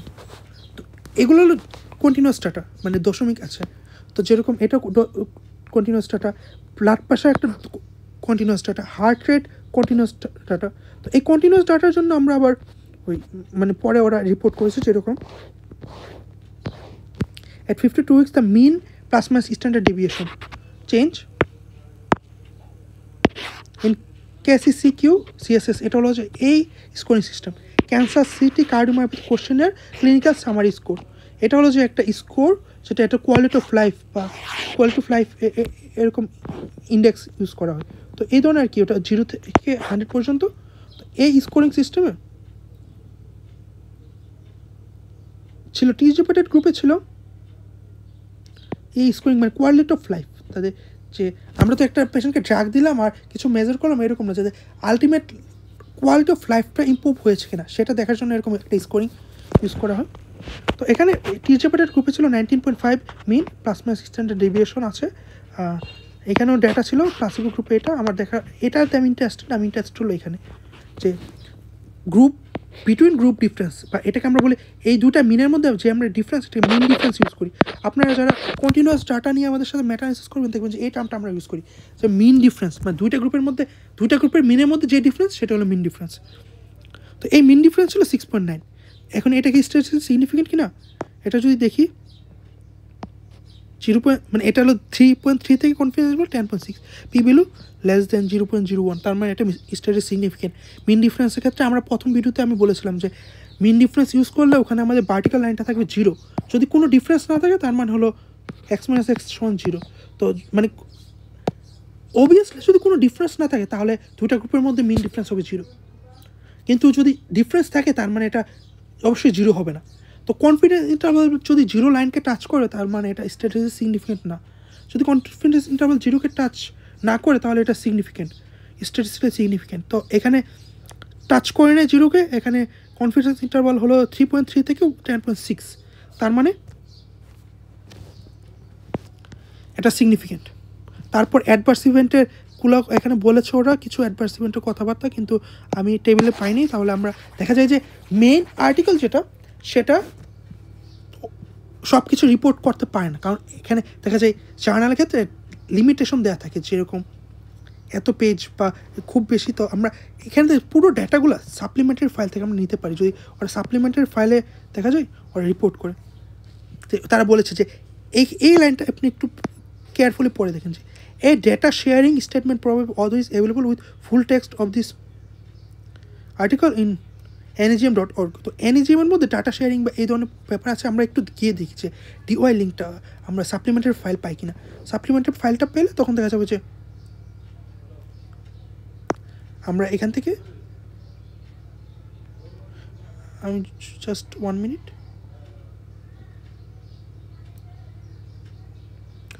কপি টেক্সট, এটা আমি কপি পেস্ট করলেই আমি পেয়ে যাব।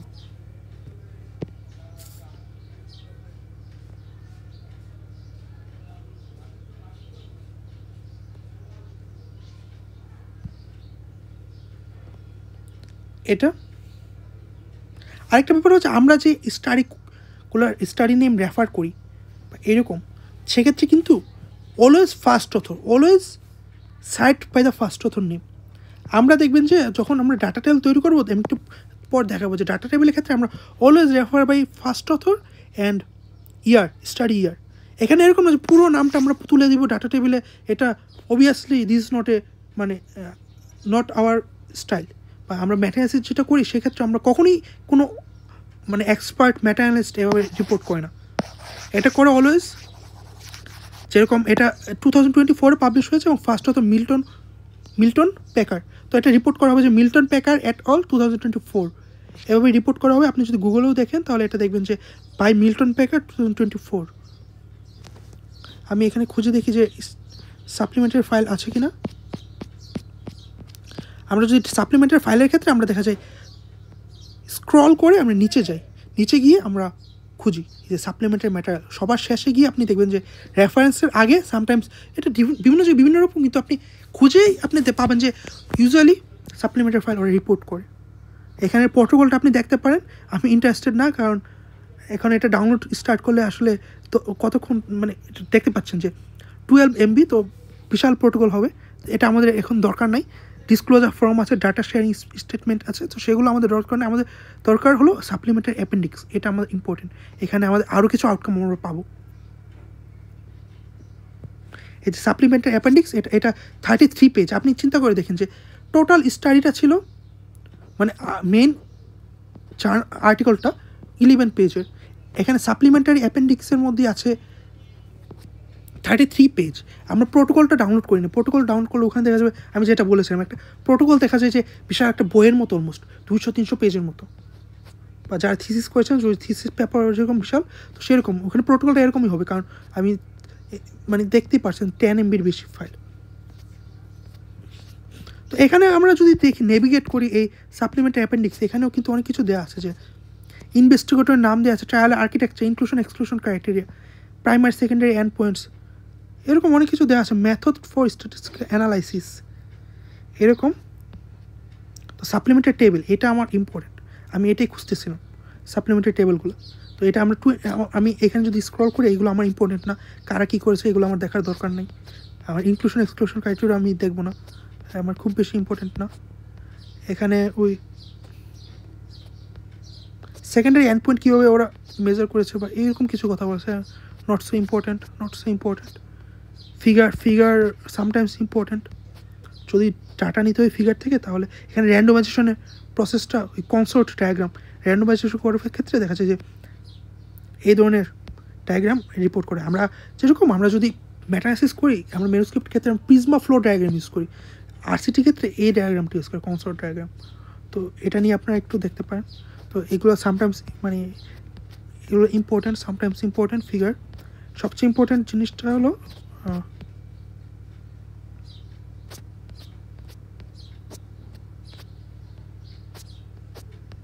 এখানে কিন্তু অনেক ডিটেলস দেওয়া আছে, যে ওইখানে জাস্ট হলো ওই ল্যাটিন আমেরিকা বা বিভিন্ন কান্ট্রিগুলো, এখানে কিন্তু প্রতিটা কান্ট্রি আলাদা করে, ইন্ডিয়া থেকেও পেশেন্ট নিয়েছে 20 পপুলেশন, রাশিয়া থেকেও নিয়েছে। তো এখানে কিন্তু টোটাল পপুলেশনের রিজনগুলো দেওয়া আছে। তো আপনার কেউ ইন্টারেস্ট হলে এটা দেখতে পারে।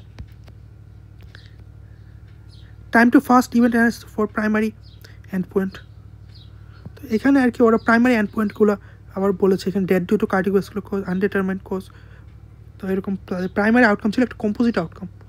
তো সেটা সেন্সিটিভিটি অ্যানালাইসিস করেছে ওখানে।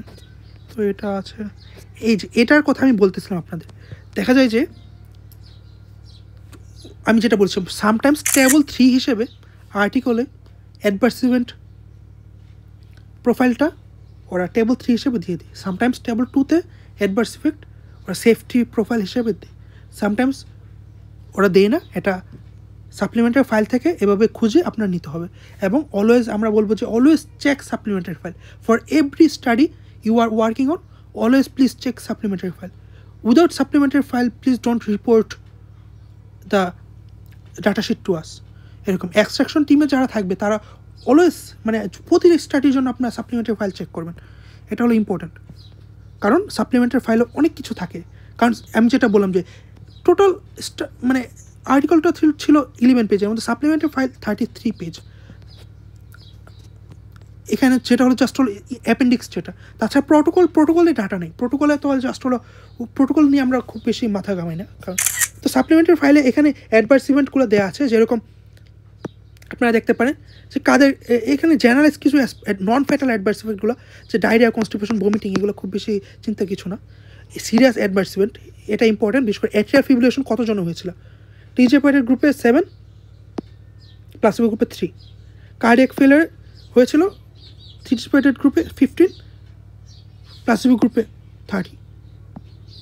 অ্যাডভার্স ইভেন্ট কার্ডিয়াক ফেলার কিন্তু এটা আমরা ইফিকেসিতেও আমরা বলতে পারি যে এটা কিন্তু কার্ডিয়াক ফেলারটা ইন্টারেস্টিং জিনিস, এটা অ্যাডভার্স ইফেক্টও আসে আবার ইফিকেসিতেও আসে। কারণ কার্ডিয়াক ফেলার এটা অ্যাডভার্স ইফেক্ট হতে পারে, কিন্তু এখানে আমরা দেখতেছি যে কম, টিজেপয়েডের গ্রুপে কম। তারপর acute MI, pneumonia, AKI, unstable angina, CKD, এরকম ব্যাপারগুলো। এইটা হলো অ্যাডভার্স ইভেন্ট টেবল, বিশাল একটা টেবল। তো এখান থেকে আমরা ডাটা নিব। অ্যাডভার্স ইভেন্ট অলওয়েজ দেখা যায় যে এটা অ্যাডভার্স ইভেন্টগুলো অলওয়েজ হবে টাইকোটোমাস ডাটা হবে এটা, কারণ ইভেন্ট নাম্বারের মতো তো এটা দেখা যায় অ্যাডভার্স ইভেন্ট এরকম টাইকোটোমাস ডাটাতেই অলওয়েজ এটা রিপোর্ট করা হয়। তো এখানে আর কি এরকম এটা হলো অ্যাডভার্স ইভেন্ট টেবল। তাহলে আমি প্রবলি মানে একটু আইডিয়া দিতে পারলাম। আমি নেক্সট আরেকটা ভিডিও করতেছি যে ডাটা শিটে কীভাবে ডাটা বসাতে হয় এবং আর কিছু ব্যাপার। তো আরেকটা ব্যাপার আমি জাস্ট এই ভিডিওতে দেখাবো যে এটা ছিল একটা ডবল আর্ম স্টাডি, মানে দুইটা গ্রুপ, টিজেপয়েড প্লাসিবো। আমরা যখন নেটওয়ার্ক মেটানালাইসিস করি বা দেখবেন যে আমরা মাল্টিপল আর্ম থাকে, তো মাল্টিপল আর্মের জন্য আমরা মাল্টিপল রো ইউজ করি এবং মাল্টিপল মানে রো ইনক্লুড করি আমরা ডাটা শিটে, সেগুলো নিয়ে আমরা বলবো। কিন্তু আমি একটা মাল্টি আর্ম স্টাডি আমরা দেখাচ্ছি একটু পর। মাল্টি আর্ম স্টাডি আমি কিছুদিন আগে আর কি একটা মানে আমরা তো যেরকম ইউজুয়ালি যত ধরনের মেটানালাইসিস করি আমি দেখেছি ডবল আর্ম স্টাডিগুলো নিয়ে করি, মাল্টিপল আর্ম করি, কিন্তু সিঙ্গেল আর্ম স্টাডিগুলোকে আমরা ইনক্লুড করতে পারি না এই ধরনের মেটানালাইসিসে। আমরা যে বেজিয়ার নেটওয়ার্ক মেটানালাইসিস করি সেক্ষেত্রে আমরা পারি, কিন্তু নর্মাল মেটা করলে আমরা সিঙ্গল আর্ম পাই না। কিন্তু সিঙ্গল আর্মের জন্য আলাদা আবার মেটানালাইসিস, সিঙ্গল আর্ম মেটানালাইসিস, সেক্ষেত্রে আমরা জাস্ট সিঙ্গল আর্ম আমরা কিন্তু এরকম করতে পারি। বিশেষ করে সিঙ্গল আর্ম স্টাডি হলে যে এরকম যদি হতো, আমরা কিছু ট্রায়াল করছি, আমাদের কোনো প্লাসিবো গ্রুপ নাই, কন্ট্রোল গ্রুপ নাই, জাস্ট টিজেপয়েড কিছু পেশেন্টকে দিয়ে আমরা একটা টিজেপয়েড দেওয়ার আগে তাদের কীরকম প্রোফাইল ছিল আর টিজেপয়েড দেওয়ার পর কীরকম প্রোফাইল ছিল, মানে তাদের সব কিছু সেটা যদি আমরা করি সেক্ষেত্রে দেখা যাবে যে ওরকম একটা সিঙ্গেল আমি স্টাডি করতে পারি। আমি মানে এরকম একটা প্ল্যান মানে এরকম একটা প্ল্যান করতে পারি যে আমরা কিছু পেশেন্ট নিব, যে 10টা আমি জাস্ট স্যাম্পল সাইজ এগুলো ক্যালকুলেট করতে হবে। তো আমরা জাস্ট এরকম যে 100 পেশেন্ট সবাইকে আমরা টিজেপয়েড দিব, কোনো কন্ট্রোল গ্রুপ নাই, কোনো প্লাসিবো গ্রুপ নাই, জাস্ট সবাই টিজেপয়েড পাবে। তো আমরা টিজেপয়েড আমরা 1 বছর ধরে দিলাম, দেওয়ার আগে আমরা পপুলেশন বেসলাইনে তাদের প্রোফাইলগুলো কীরকম ছিল, পরে কীরকম ছিল। তো এরকম একটা ট্রায়াল ডিজাইন করলে এটা কিন্তু সিঙ্গল আর্ম স্টাডি হবে, সিঙ্গল আর্ম ট্রায়াল। তো সিঙ্গল আর্ম ট্রায়ালগুলোকে আমরা দেখা যায় যে ওভাবে মেটানালাইসিস ইনক্লুড করতে পারি না, সেটা কিন্তু আমরা সিঙ্গল আর্ম স্টাডি করতে হবে, সিঙ্গল আর্ম মেটানালাইসিস। তো সেটা আলাদা একটা মেটানালাইসিস, তো সেটা আমরা এখানে বলবো না কিছু। আমি নেক্সট একটা ইম্পর্টেন্ট আর কি দেখাতে চাচ্ছি যে 1 মিনিট, এটা কি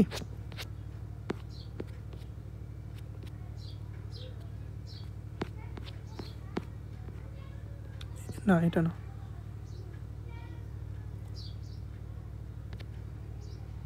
এটা কি ইয়েস এটাই। যেরকম এখানে আমরা ওই আমি যেটা বললাম যে একটু আগে, এটাও একটা ট্রায়াল। এটা হলো যে initial and long term antithrombotic therapy after left atrial appendage closure with Watchman device. Watchman একটা ডিভাইসের নাম যেটার মাধ্যমে লেফট অ্যাট্রিয়াল অ্যাপেন্ডেজ ক্লোজার করা হয়। আমরা একটা বেজিয়ার নেটওয়ার্ক মেটানালাইসিস করেছি এবং সাবমিট করেছি অ্যাবস্ট্রাক্ট, ম্যানুস্ক্রিপ্ট আন্ডার ওয়ার্ক।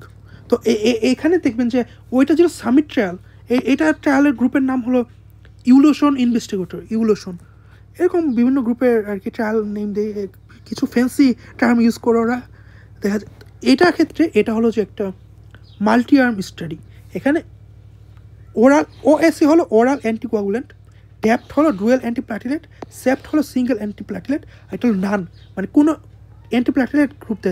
এটা মিলে অ্যান্টিথ্রম্বোটিক থেরাপিগুলো রেজিমেন্টগুলো কম্পেয়ার করেছে after left atrial appendage closure with Watchman device. তো এরকম 4টা গ্রুপ, মানে এটা তাহলে কী বলতে পারি আমরা, মাল্টি আর্ম ট্রায়াল একটা, এখানে 4টা আর্ম আছে, 4 আর্ম। তো এখানে এরকম 4টা গ্রুপের মধ্যে আপনারা দেখতে পারেন যে টেবল 1 ছিল পপুলেশন বেসলাইন। আমি মানে as previously said, table 1 baseline characterize according to the initial antithrombotic therapy. আর টেবল 2 হলো যে আউটকাম টেবল। টেবল 2 এখানে সামটাইমস আরও টেবিল থাকতে পারে, লং টার্ম আউটকাম বা সাপ্লিমেন্টারি ফাইলে গিয়ে আপনারা পাবেন। তো এখানে এরকম oral anticoagulant, TAPT, SAPT or none, long টার্মের মধ্যে ট্যাপ্ট, সেপ্ট, নান, এরকম আর কি। এই অনেকগুলো আর্ম আছে এখানে, মাল্টিপল আর্ম। তো এরকম মাল্টি আর্ম স্টাডিও আমরা ইনক্লুডেড হবে সামটাইমস। তো মাল্টি আর্ম স্টাডির ক্ষেত্রে আমি বলবো যে মানে কীভাবে কী করতে হয়, তখন ক্ষেত্রে যেটা করতে হয়েছে আপনারা টেবিলের মধ্যে মাল্টিপল রো ইউজ করবেন। আমি আরেকটা ভিডিও দিচ্ছি যে কীভাবে করতে হয়, ডাটা টেবিল কী, মানে ডাটা টেবিলগুলো নিয়ে কীভাবে আইডিয়া থাকতে। বিশেষ করে আমরা আপনাদের ইউজুয়ালি 4টা টেবিল দেবো, 4টা টেবিল কমপ্লিট করতে হবে ডাটা এক্সট্রাকশন করার জন্য। স্ক্রিনিংয়ের ভিডিও অলরেডি ডান, অনেকে মানে আমরা মোর দেন 30 পিপল স্ক্রিনিং করতেছে, মানে কি আমরা আরও লঞ্চ করার প্ল্যান আছে। বিশেষ করে এই ইনিশিয়াল স্টেপগুলোতেও কিন্তু মানে একটা সিগনিফিকেন্ট টাইম লাগে।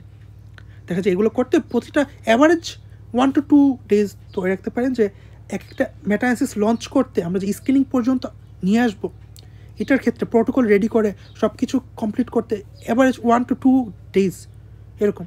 তো আমরা তো মানে দেখা যায় যে অলরেডি প্রায় 7 থেকে 8টার মতো মেটাঅ্যানালিসিস লঞ্চ করেছি নতুন, মানে নতুন এই গ্রুপের পার্টিসিপেন্টস নিয়ে।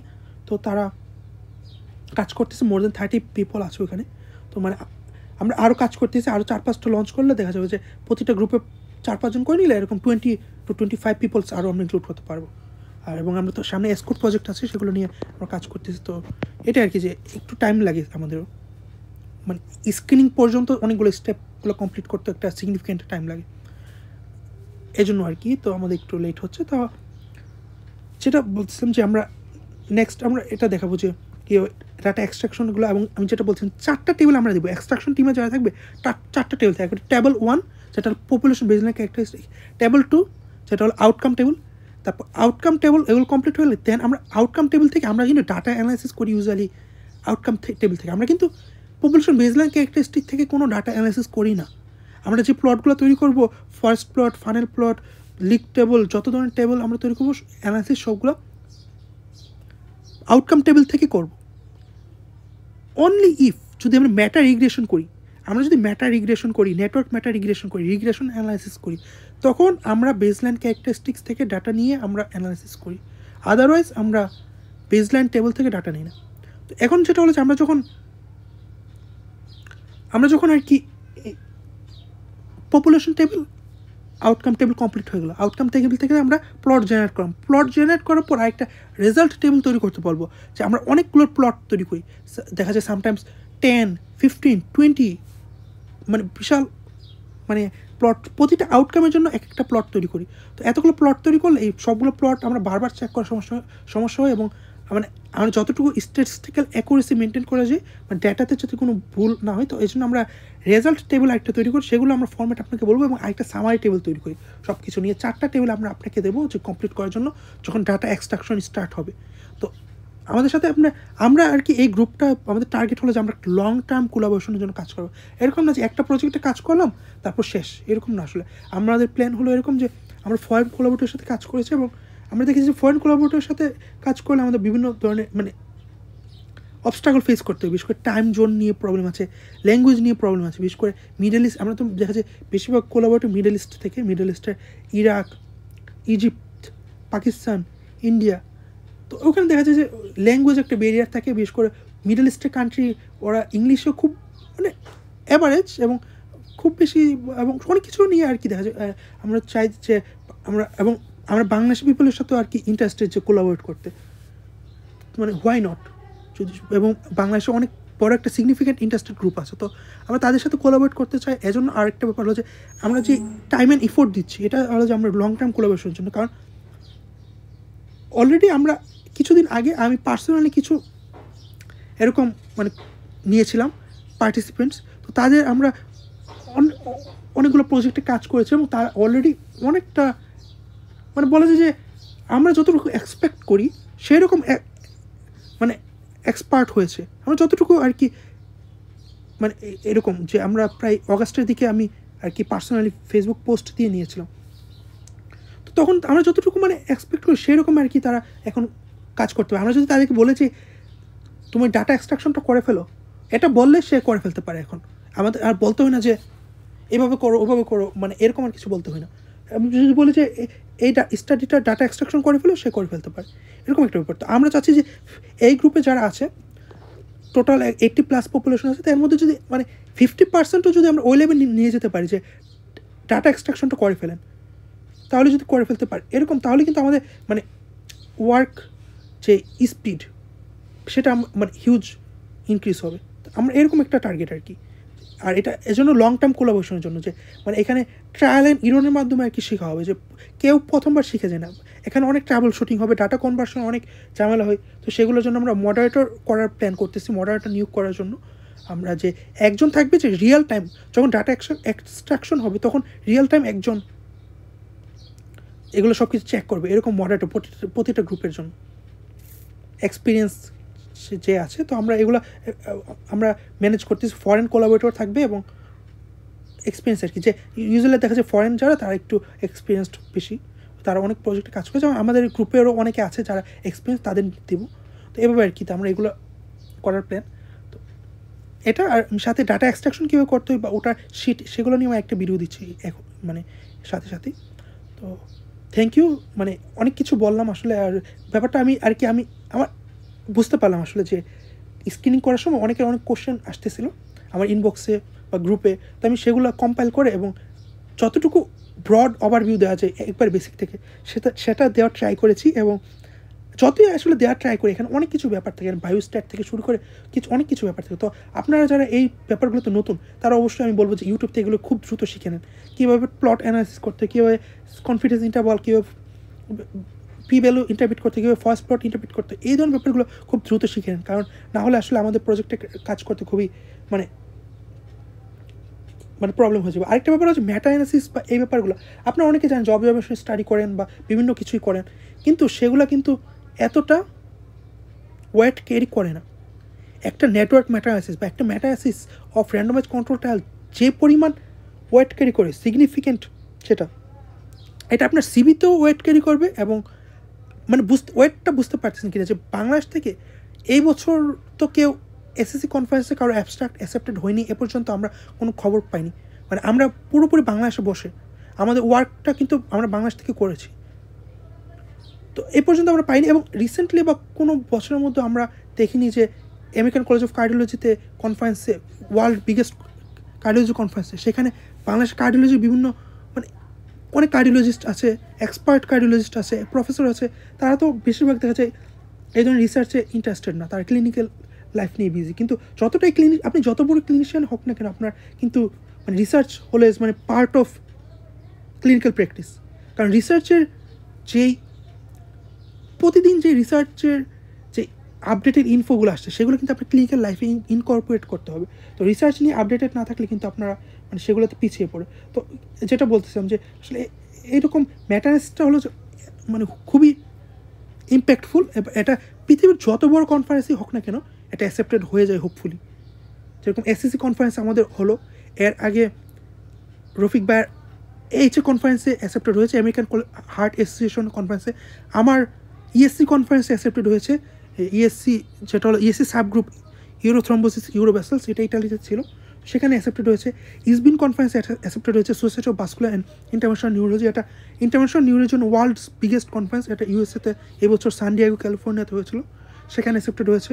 তারপর এসএসসি মিডল ইস্টে অ্যাকসেপ্টেড হয়েছে। এসএসসি দেখা যায় প্রতি বছর একটা থাকে এসএসসি মেইন, যেটা ইউএসএতে হয়, তাছাড়া 3টা হয়। একটা হলো এসসি এশিয়া, যেটা এশিয়াতে এশিয়া রিজনের মধ্যে 2024-এ ইন্ডিয়াতে হয়েছিল, 2025-এ সিঙ্গাপুর হবে। এসি মিডল ইস্ট আছে, যে এটা মিডল ইস্ট কান্ট্রিগুলোর মধ্যে একটা, এটা দেখা যায় বিভিন্ন সময় বিভিন্নভাবে হয়। 2024-এ মিডল ইস্টে এসি মিডল ইস্ট অনলাইন হয়েছে, 2025-এ এসি মিডল ইস্ট দুবাইয়ে হবে। একটা আছে এসি ল্যাটিন আমেরিকার কান্ট্রিগুলোতে হয়। এই বছর 2024-এ হয়েছিল কোথায়, 2024-এ কোথায় হয়েছিল আমি ভুলে গেলাম। 2025-এ হবে মেক্সিকোতে হবে। মানে এরকম এসি সাবগ্রুপ 3টা আছে, যে মানে এসি চ্যাপ্টার বলতে পারেন। তো এরকম 3টা, তাছাড়া ওই কনফারেন্সগুলো হয়। তাছাড়া এসি মেইন যেটা সেটা।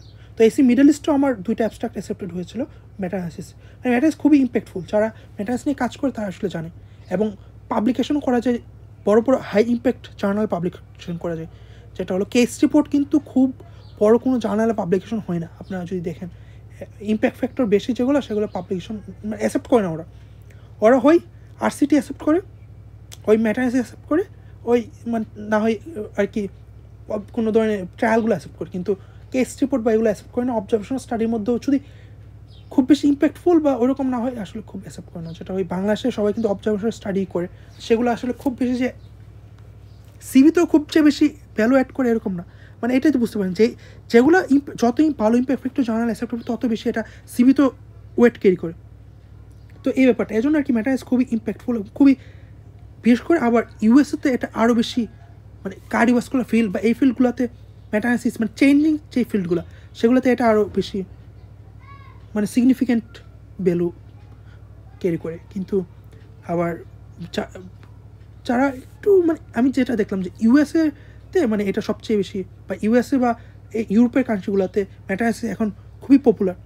ইউকেতে এতটা খুব আর কি আমি দেখি না, যে ইউকে এখনও আর কি মানে যারা আবার ইউকেতে তারা খুব এটা অন্যভাবে নিয়ে না। ইউকে এখনও আর কি ওই ইউকের প্র্যাকটিসটা হলো যে এখন ওই ক্লিনিক্যাল বেসড, ওরা এখন ক্লিনিক্যাল বেসড। তো দেখা যায় যে ইউএসএর মানে ইউকের জার্নালগুলো তো মেটা অ্যানালিসিস অ্যাকসেপ্ট করে। আমি দেখলাম যে বিএমজি জার্নালও নেটওয়ার্ক মেটা অ্যানালিসিস রেগুলার পাবলিশ হয়। তারপরে মানে কিছুটা কম কম্পেয়ার্ড টু ইউএসএ, মানে ইউকের বুক বা ইউকের টেক্সট বুকগুলো থেকে শুরু করে সব কিছু এখনও তারা ক্লিনিক্যাল দিকেই ফোকাস, বা এনএসি সিস্টেমটা হলো ক্লিনিক্যাল বেসড। আর ইউএস সিস্টেমটা হলো যে মানে এরকম রিসার্চ বেসড, বা দেখবেন বিশেষ করে কার্ডিওলজি বড় বড় বইগুলোতে মেটা অ্যানালিসিস সাইট করে, গাইডলাইনগুলোতে মেটা অ্যানালিসিস সাইট করে।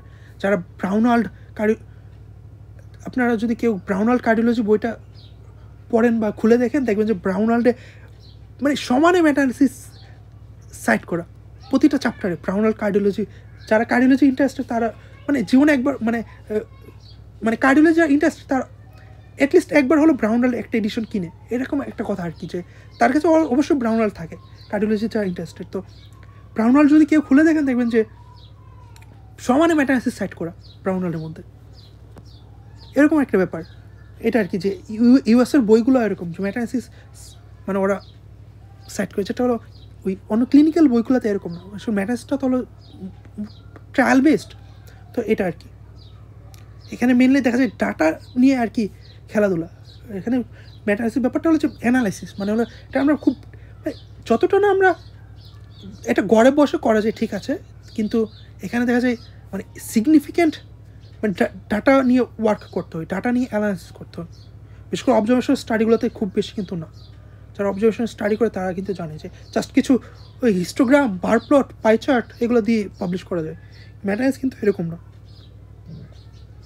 এখানে অনেক ধরনের ব্যাপার আছে। আচ্ছা ঠিক আছে, থ্যাংক ইউ। আজকে আসলে এটা অনেক বড় হয়ে গেছে, আমি আরেকটা নেক্সট ভিডিও দেবো যে কীভাবে ওই এক্সট্রাকশন শিট বা এগুলো নিয়ে আইডিয়া দেওয়ার জন্য। থ্যাংক ইউ অ্যাগেন, আসসালামু আলাইকুম।